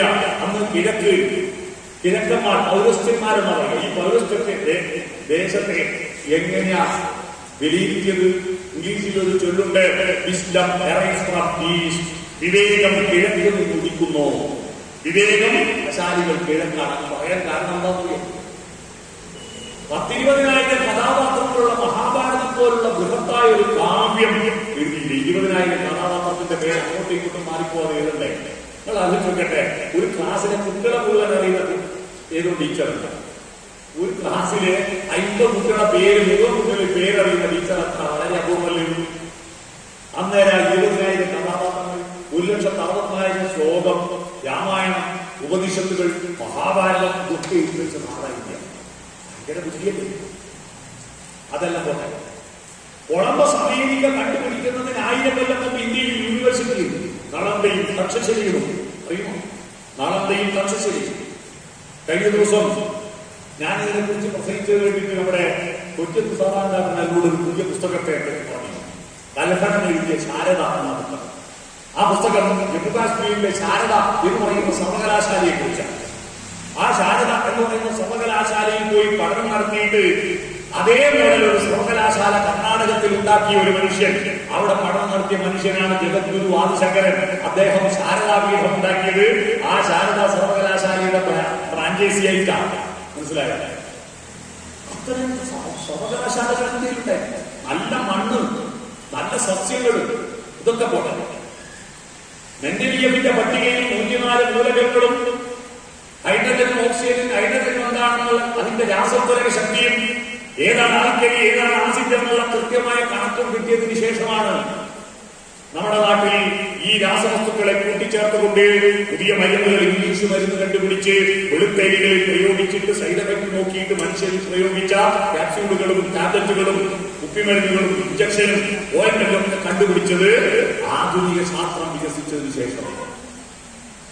എന്നാൽ ഈ ശാസ്ത്രമെല്ലാം വികസിക്കുന്നതിന് മുമ്പ് മൈക്രോസ്കോപ്പ് ഇല്ല, ടെസ്റ്റുമില്ല, പണമില്ല, ലാബറട്ടറികളില്ലാത്ത കാലഘട്ടത്തിൽ നമ്മുടെ നാട്ടിലെ ചെടിയും മരത്തിന്റെ ഇലയും തൊലിയും പൂവും വേരും കായും വായിലിട്ട് ചവച്ചരച്ച് നോക്കിയിട്ട് അമ്ലഗുണമാണോ ക്ഷാരഗുണമാണോ എന്ന് കണ്ടെത്തിയിട്ട് ഇത് വാദത്തിന് പറ്റുമോ, പിത്തത്തിന് പറ്റുമോ, കഫത്തിന് പറ്റുമോ എന്ന് പറഞ്ഞിട്ട് ആയിരക്കണക്കിന് അരിഷ്ടവും കഷായവും ലേഖ്യവും എഴുതി വെച്ച ചരകനും സുസുന്ദരും സഞ്ജീവിനിയും ചെറിയ ബുദ്ധിയാണ്. അന്നത്തെ ചരക സംഹിതയിലുള്ള സാധനത്തോണ്ടല്ലേ ഈ മാസം കുടുംബശ്രീക്കാർ പശുണ്ടാക്കിപ്പോ മനസ്സിലാക്കി. അന്നത്തെ ചരക സംഹിതയിൽ എഴുതി വെച്ച ആ ലേഖ്യം ഉണ്ടാക്കിയിട്ടല്ലേ കുടുംബശ്രീയുടെ പ്രധാന പണിയുമ്പോൾ കർക്കടമാസത്തിലെ ലേഖ്യം ഉണ്ടാക്കി വെക്കലല്ല. അന്നത്തെ സാധനം അല്ലാതെ മെന്റലിയത്തിന്റെ പട്ടിക നോക്കിയിട്ടല്ല, ചെറിയ ബുദ്ധിയല്ല. അതൊന്നോട്ടെ. സ്കാനിങ് വിഷയം വന്നതിന് ശേഷം അമ്മയുടെ വയറ്റിൽ കിടക്കുന്ന കുട്ടി അണ്ടം ഭ്രൂണമണ്ഡമായി മാറി അത് ആണും പെണ്ണും വേർതിരിഞ്ഞു, കൈകാലുകൾ വളരുന്നു, അസ്ഥി വളരുന്നു, മുടി വളരുന്നു, നഖം വളരുന്നു എന്നൊക്കെ കണ്ടെത്താൻ ഇന്നെല്ലാം സൂത്രമുണ്ട്. ഈ സൂത്രമെല്ലാം ഈ സ്കാനിങ് വിഷയം ഉണ്ടാകുന്നതിന് മുമ്പ് എഴുതിയ രാമായണത്തിൽ ഇതെല്ലാം പറയുന്നത്. രാമായണത്തിൽ എപ്പോഴാണ് അണ്ടം കൈകാല് വളരുക, എപ്പോഴാണ് അണുകൊണ്ട് വേർതിരിക, എപ്പോഴാണ് നഖം, എപ്പോഴാണ് മുടി, എപ്പോഴാണ് കണ്ണ്, എപ്പോഴാണ് അതൊന്ന് കൃത്യമായി പറയുന്നത്. കൃത്യമല്ല. ഞാൻ എന്റെ കണക്ക് കൊടുത്തിട്ട് പുത്തോർമ ആസ്പത്രിയിലെ ഗിരിജ ഡോക്ടർ ഗൈനക്കോളജിസ്റ്റിനെ കൊണ്ട കാണിച്ചു. ഈ കണക്ക് ശരിയാണോ ഡോക്ടറെ? അപ്പൊ ഡോക്ടർ പറഞ്ഞു, ഇതാരാ ഈ പൊട്ടക്കണക്ക് കിട്ടുന്നതാണ്. ഞങ്ങൾക്ക് ഇതിൽ 2-3 ദിവസത്തിന്റെ വ്യത്യാസമുണ്ട്. 3 ദിവസത്തിന്റെ വ്യത്യാസമില്ല അന്ന് എഴുതി വെച്ച്. എന്തൊരു ബുദ്ധിമാന്മാരായിരുന്നു. എന്നിട്ട് ഈ ബുദ്ധിയല്ല ഉണ്ടായിട്ട് ഇന്ത്യ ഇപ്പൊ പട്ടിണി റാങ്കിങ്ങിൽ 111 സ്ഥാനത്ത്. ഇപ്പോ നീതി ആയോഗിന്റെ റിപ്പോർട്ട് വന്നപ്പോ കേരളം നമ്പർ 1 വീണ്ടും. ഇവരിങ്ങനെ തള്ളുന്നില്ലേ കേരളം അങ്ങനെയായിപ്പോയി ഇങ്ങനെയായിപ്പോയി. ഈ നീതി ആയോഗാരാ നമ്മുടെ കേരളത്തിൽക്കാരുണ്ടാക്കിയതല്ലോ. കേന്ദ്ര ഗവൺമെന്റിന്റെ പ്ലാനിംഗ് ബോർഡിന്റെ പുതിയ പേരാണ് നീതി ആയോഗ്. ഗുജറാത്താണ്. അവിടെയാണ് ഇപ്പോഴും 66% ആളുകൾ മര്യാദയ്ക്ക് ഭക്ഷണം കിട്ടാത്തവരാ ഗുജറാത്തിൽ. അറിയണം എന്ത് പറ്റിയവർക്ക്. ഒരു നോബൽ സമ്മാനം ഈ മഹാഭാരതവും രാമായണവും ഉണ്ടാക്കിയ നാട്ടിൽ ഒരു നോബൽ സമ്മാനം നമുക്ക് കിട്ടുന്നില്ലല്ലോ. അന്നത്തെ ടാഗോർ എഴുതി വെച്ച ഗീതാഞ്ജലി അല്ലാതെ വലിയൊരു നോബൽ സമ്മാനം നമുക്കൊരു സാഹിത്യത്തിൽ കിട്ടുന്നില്ലല്ലോ. എന്തേ? അവിടെയാണ് നമ്മൾ മനസ്സിലാക്കുന്നത് എന്താ പറ്റിയത്. ഭാരതത്തിന്റെ തത്വശാസ്ത്രത്തിന്റെയും ജനാധിപത്യത്തിന്റെയും വികാസം പൗരോഹിത്യ മതങ്ങൾ വന്നിട്ട് തടസ്സപ്പെടുത്തി. പുരോഹിതന്മാരുടെ നാടുവാഴിത്വത്തിന്റെ ആ പ്രതിസന്ധി കൊണ്ട് ഇന്ത്യ വികസിക്കുന്ന തടഞ്ഞു. എന്നാ സംഭവം ഇപ്പൊ നമ്മൾ ഉപയോഗിക്കുന്ന ഇവിടെ കാണുന്ന ഏതെങ്കിലും ഒരു സാധനം ഇന്ത്യയെ കണ്ടുപിടിച്ചിട്ടുണ്ടോ? ആ ട്രാൻസ്ഫോമർ അതിലോട്ട് പോകുന്ന കറണ്ട് ഇന്ത്യയെ കണ്ടുപിടിച്ചില്ല. ഈ വാച്ച് ഇന്ത്യയെ കണ്ടുപിടിച്ചില്ല. ഈ മൈക്ക് ഇന്ത്യയെ കണ്ടുപിടിച്ചല്ല. ഈ മൊബൈൽ ഫോൺ ഇന്ത്യയെ കണ്ടുപിടിച്ചല്ല. കടലാസ് ഇന്ത്യയെ കണ്ടുപിടിച്ചല്ല. അച്ചടി ഇന്ത്യയെ കണ്ടുപിടിച്ചല്ല. സിമെന്റ് ഇന്ത്യയെ കണ്ടുപിടിച്ചല്ല. കാർ ഇന്ത്യയെ കണ്ടുപിടിച്ചല്ല. ബസ്സും ലോറിയും കാറും ഇന്ത്യയെ കണ്ടുപിടിച്ചല്ല. പെയിന്റും ഇന്ത്യയെ കണ്ടുപിടിച്ചല്ല. നമ്മുടെ നിത്യ ജീവിതത്തിൽ ഉപയോഗിക്കുന്ന എന്തെങ്കിലും ബൾബ് ഇന്ത്യയെ കണ്ടുപിടിച്ചതാണ്. എന്തെങ്കിലും ഒരു സാധനം ഇന്ത്യയെ കണ്ടുപിടിച്ചോ?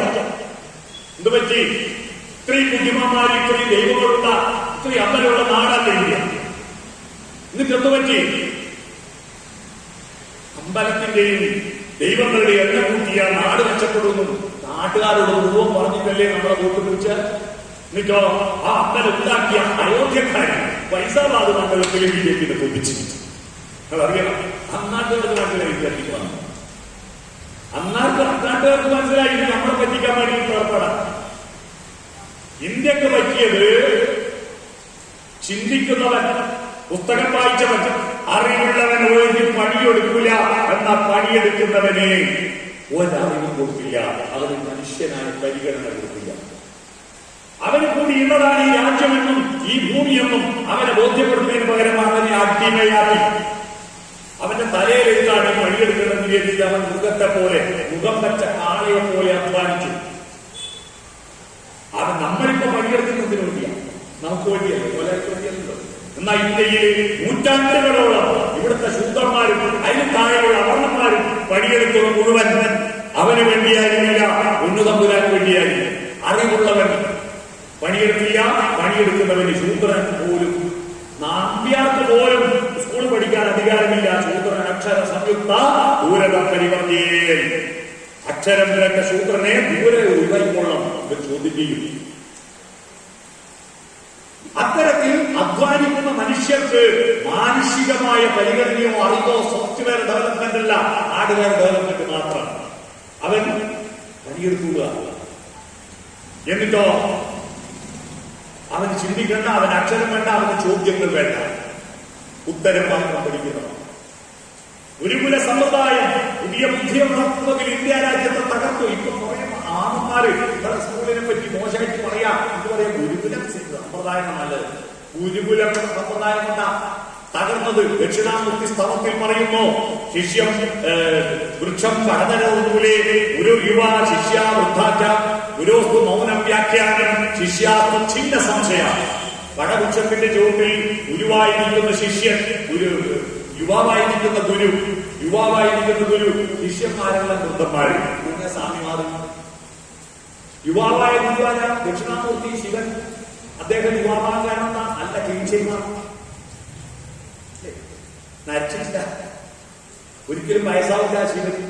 സന്യാസിമാർക്കെല്ലാം വയസ്സാവും. ഗുരു യുവ ശിഷ്യാവൃദ്ധാച ഗുരോസ്തു മൗനം വ്യാഖ്യാനം. മൗനത്തിലുള്ള വ്യാഖ്യാനം ശിഷ്യാത്തു ചിഹ്ന സംശയ. ശിഷ്യന്മാർക്ക് ഒരു സംശയമില്ല. ചോദ്യം ചോദിക്കാത്ത, സംശയം ചോദിക്കാത്ത ഒരു തലമുറ. ദൈവം അവര് ഗുരുനാഥനോ ആചാര്യന്മാരോ എന്ത് പറയുന്നോ ഓ അത് കേട്ട് പോവാ, അത് അങ്ങനെയല്ലല്ലോ മാഷേ എന്ന് ചോദിക്കുന്ന കുട്ടിയുണ്ടായോ? ബ്രഹ്മാവിന്റെ മുഖത്ത് നിന്ന് ബ്രാഹ്മണൻ, കൈമൊന്ന് ക്ഷത്രിയൻ, കൊടയമെന്ന് വൈശ്യൻ, കാലിന്റെ അടിയിൽ ശൂദ്രൻ എന്ന് പറഞ്ഞപ്പോ ഒരു കുട്ടി, എന്റെ നാട്ടിലെ സ്കൂളിലെ കുട്ടി മാഷോട് ചോദിച്ച, ബ്രഹ്മാവിന്റെ ഭാര്യയല്ലേ മാഷെ സരസ്വതി? അതെ. പിന്നെ നോക്കുന്നതിന് പണി ഓനെ ക്ലാസ് എന്ന് പറഞ്ഞാൽ ഈ ചോദ്യം ഞാനല്ലേ? ചോദ്യം ചോദിച്ചാൽ ക്ലാസ് അല്ലേ? എന്നിട്ടെല്ലാം കൂടി നമ്മൾ പോയി കച്ചറയാക്കിയിട്ട് അവൻ വീണ്ടും ക്ലാസ് കേട്ടു. പിന്നെ വീണ്ടും മാഷ് കാണാൻ വിളിക്കുന്നു. ഇതിനെ കൊണ്ട് നിൽക്കുന്നു.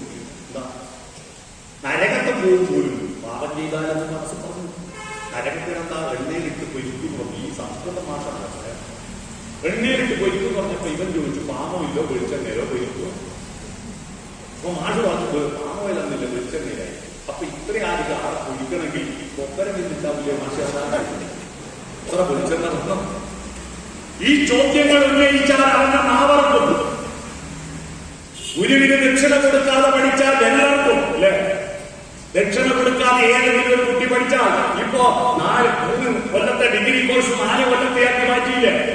എന്താ 4 കൊല്ലം? എന്തൊക്കെ നാട്ടിലെ ആരും പഠിച്ചതിനെ പറ്റി മാഷ് പറയുന്നത് കേട്ട് പഠിക്കുന്നതിനപ്പുറത്ത് 4ാമത്തെ കൊല്ലം സ്വയം ചിന്തിച്ച് റിസർച്ച് നടത്താൻ, കുട്ടികളുടെ ബുദ്ധി വളർത്താൻ, എക്സ്പ്ലോറിംഗ് ദി മൈൻഡ്, അതിനുവേണ്ടിയാ 4 കൊല്ലമാക്കി മാറ്റിയത്. പുതിയ ചിന്താഗതികൾ ഉണ്ടാവണം, പുതിയ അന്വേഷണങ്ങൾ ഉണ്ടാവണം. അല്ലാതെ ഈ ഒരു കുട്ടിയും പത്രം വായിക്കാതെ, ഒന്നും അന്വേഷിക്കാതെ ഈ മൊബൈലിലെ റീലും നോക്കി ഇരിക്കുക, പരീക്ഷയ്ക്ക് പഠിക്കുക, ബൈലാക്ക് പഠിക്കുക, മാർക്ക് വാങ്ങുക, ഇതിനെ കൊണ്ട് എടുത്ത് ഇങ്ങനെ രാജ്യം വളരുക. അതുകൊണ്ട് റിസർച്ച് നടത്തണം.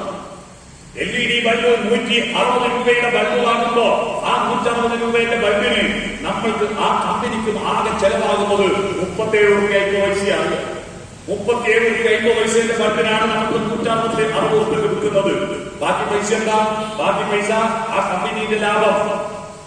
ആ കമ്പനിയുടെ ലാഭം പിന്നെ ഇതിന്റെ ഏജൻസിയുടെ ലാഭം, പരസ്യത്തിന്റെ പൈസ, ഇതിന്റെ വിതരണം ചെയ്യുന്ന പൈസ എല്ലാം കഴിച്ചിട്ട് എല്ലാം കൂടിയാൽ 130 റുപ്യാവും.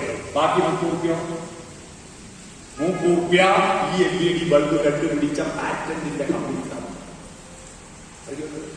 ഇത് കണ്ടുപിടിച്ചതിന്റെ പാറ്റന്റ് എന്ന് പറഞ്ഞാൽ നിങ്ങളൊരു ബൾബ് വാങ്ങുമ്പോൾ 30 റുപ്യ ഇത് കണ്ടുപിടിച്ചതിന്റെ കമ്പനിക്ക് പോവാ. അതുകൊണ്ട് ഇന്ത്യയിലുള്ള കുട്ടികളൊന്നും കണ്ടുപിടിക്കണ്ട, നിങ്ങളെല്ലാം വാങ്ങിയാൽ മതി. കോർപ്പറേറ്റ് മുതലാളി പറയാ നിങ്ങളൊന്നും കണ്ടുപിടിക്കണ്ട, എല്ലാം ഞങ്ങൾ ഉണ്ടാക്കി തരാം, നിങ്ങള് തൽക്കാലം ഇല്ലൂമിനാറ്റി എന്നൊരു പാട്ട് വെച്ച് തുല്യാ മതി. ഇപ്പൊ പിള്ളേർ നല്ല ശരീരം നോക്കി മൊത്തം അറിയില്ല. ഇല്ലൂമിനാറ്റി എന്ന് പറഞ്ഞൊരു പാട്ടില്ലേ എന്താ ആവേശ സിനിമയിൽ കണ്ട ചോര കൊണ്ടിട്ട് സോഡാ സമ്പത്ത് എന്ന് പറഞ്ഞൊരു പാട്ടുണ്ട്. ആ സിനിമയിൽ വേറൊരു പാട്ട് അറിയാമോ? ഇല്ലുമിനാട്ടി എന്ന് പറഞ്ഞാല് ഒരു അധോലോക ക്ലബാണ്, സൈബർ ക്ലബാണ്. നമ്മുടെ കുട്ടികളെല്ലാം അതിലംഗമാണ്. സംസ്കാരം വേണ്ട, മനുഷ്യപ്പറ്റ് വേണ്ട, രാജ്യസ്നേഹം വേണ്ട, മാതാപിതാക്കളെ മാപ്പ്, ഇനി അങ്ങോട്ട് തന്നെ ഇഷ്ടക്കൂട്ട്, ഉന്നം മറന്നൊരു പോക്ക്, ഗുണപാഠങ്ങളോ മതിയാക്ക്, ഇതെൻ പാത എൻ അധികാരം, വഴിതെറ്റാനുണ്ട് അവകാശം. ആ പാട്ട് പറയാം.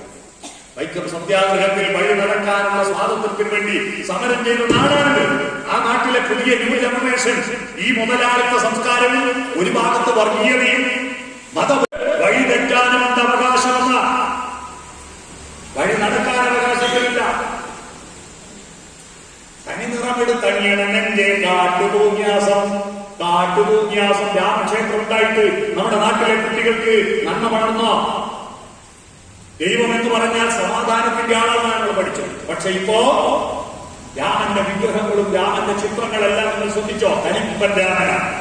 രാവണനെ കൊല്ലാൻ വേണ്ടി നിൽക്കുന്ന, കത്തി ജ്വലിച്ചു നിൽക്കുന്ന രാമനാണ്. എന്താണിത് മാറ്റം വന്നത്? ഹനുമാനെ കണ്ടിട്ടുണ്ടോ? കലിപ്പൻ ഹനുമാൻ. ദുഷ്ടതയുടെയും ക്രൗര്യതയുടെയും പ്രതീകമായിട്ട് ദൈവങ്ങളുടെ വിഗ്രഹങ്ങളെയും ചിത്രങ്ങളെയും മാറ്റിയെടുത്തില്ലേ?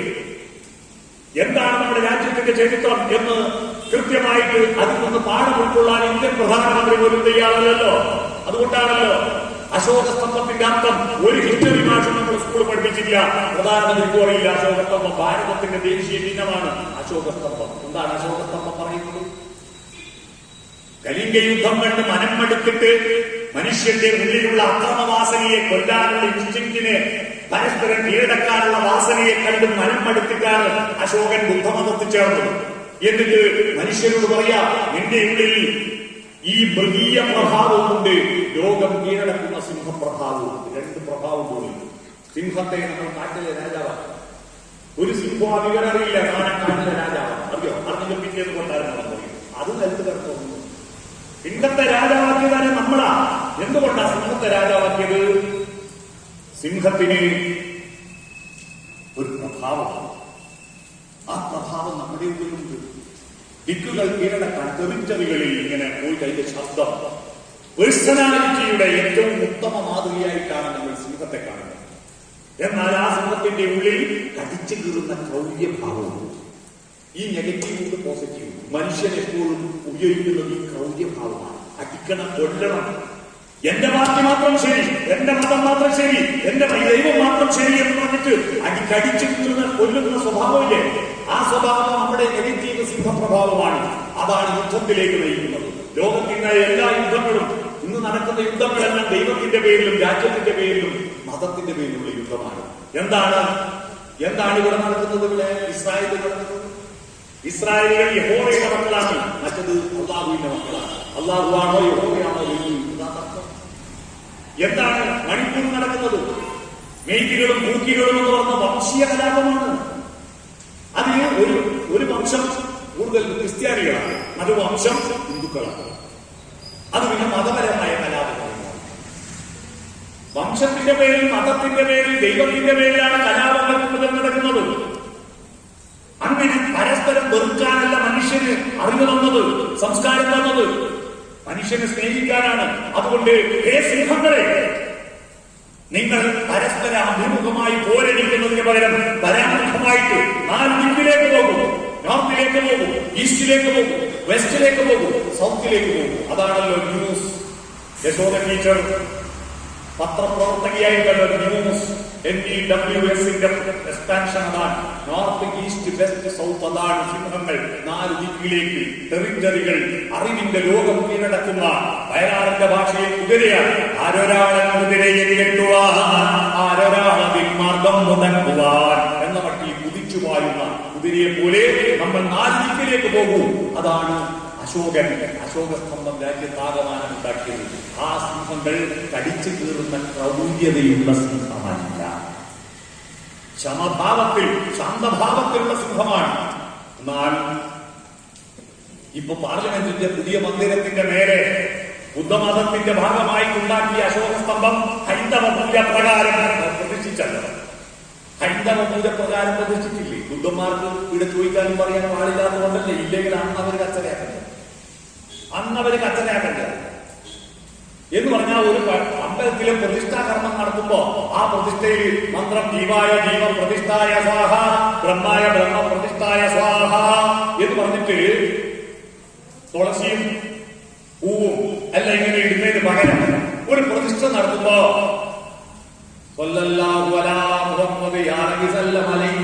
പറഞ്ഞിട്ടൊരു പ്രതിഷ്ഠ നടത്തിയിട്ടുണ്ട്. ഇവിടെ കുഴപ്പത്തില്ലോ ഇതേ പണിയാണെന്നാണ്. ബൗദ്ധ പ്രതിഷ്ഠ നടത്തുമ്പോ ഹിന്ദു പൂജ നടത്തി.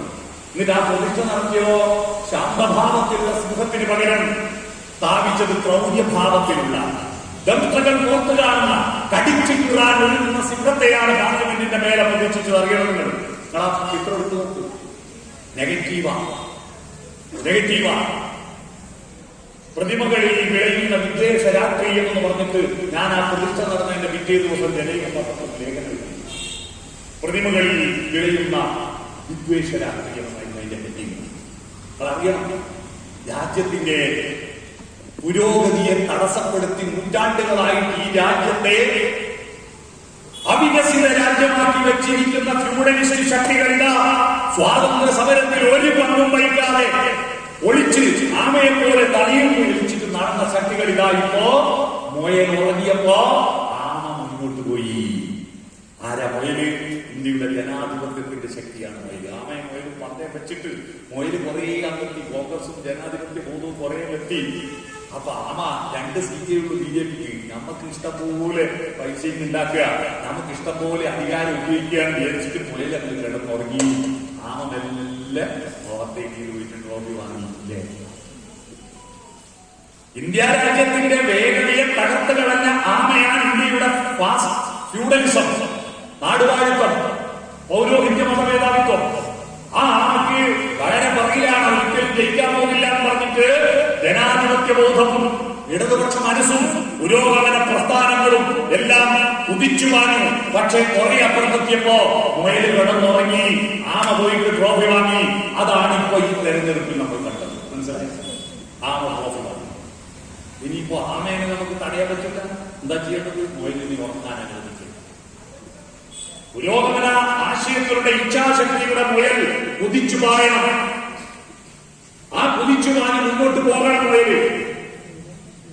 അല്ലാതെ ആമയുമായി സന്ധി ഉണ്ടാക്കാൻ വേണ്ടി തെരഞ്ഞെടുപ്പ് താഴെ ദിവസം പോയിട്ട് ഞാൻ BJPയുടെ പ്രസിഡന്റിനെ കണ്ടു വന്നാൽ പറയല്ല വേണ്ടത്. കുതിച്ചുപായാൻ പ്രേരിപ്പിക്കണം.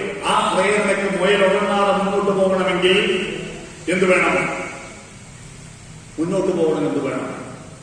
അതിന് നമുക്ക് മുന്നിലും ഉള്ളിലും നടന്നുപോയ ത്യാഗമനോഭാവത്തിന്റെ യശോദന്മാരെ കാണാം.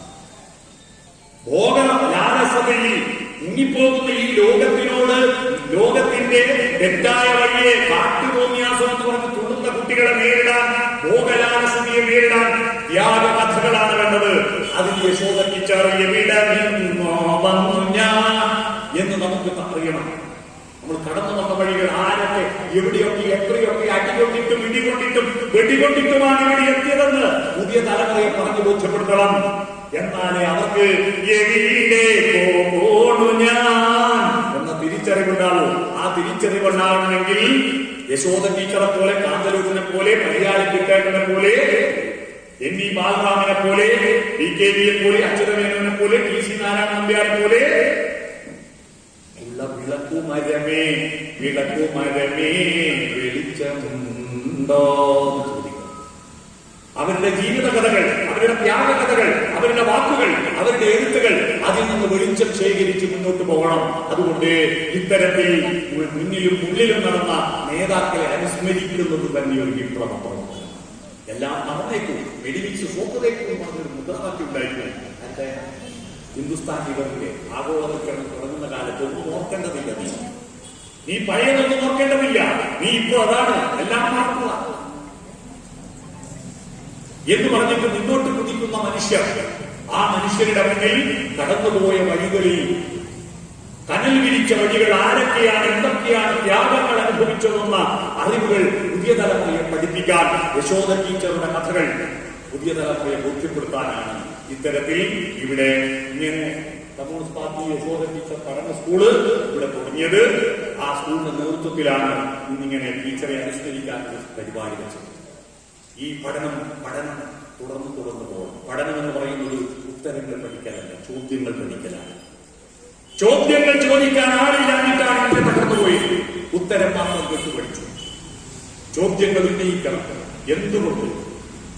എന്തുകൊണ്ട് എന്ത് ചോദ്യങ്ങൾ ഉന്നയിക്കണം? ആധുനിക ലോകത്തെ ചെറുപ്പക്കാര് പോലും ഒരു കോളേജിൽ മാഷ് പറയുന്നത് കേട്ട് നടക്കുക. ഞായർ, തിങ്കൾ, ചൊവ്വ, ബുധൻ, പിന്നെ വ്യാഴം, വെള്ളി, ശനി, ആഴ്ചകൾ 7. ആഴ്ചക്കെന്താ 7 ദിവസമായിരുന്നു? ഒരു കുട്ടിക്ക് പറയില്ല, ഒരു നാട്ടിൽ പറയില്ല. ആ 7ന്റെ ഇതുവരെ ചോദിച്ചിട്ടില്ല. എന്തുകൊണ്ടാണ് മണിക്കൂർ 60 മിനിറ്റ് ആയത്? ചോദിച്ചിട്ടില്ല. ഒരു ദിവസത്തിന് എങ്ങനെ 24 മണിക്കൂറായത്? ചോദിച്ചിട്ടില്ല. പണ്ടാരോ പറഞ്ഞു വെച്ചു. മുന്നിൽ നടന്നീടിന ഗോപു തന്നെ നിമ്പേതമിക്കും ബഹുഗോക്കളല്ല ആയി മാറുന്നു. വയ്യ ആരല്ലോ ഇങ്ങോട്ടോ നടക്കുന്ന അതിന്റെ പുറകെ മറ്റു പശുക്കളും നടക്കുന്നു.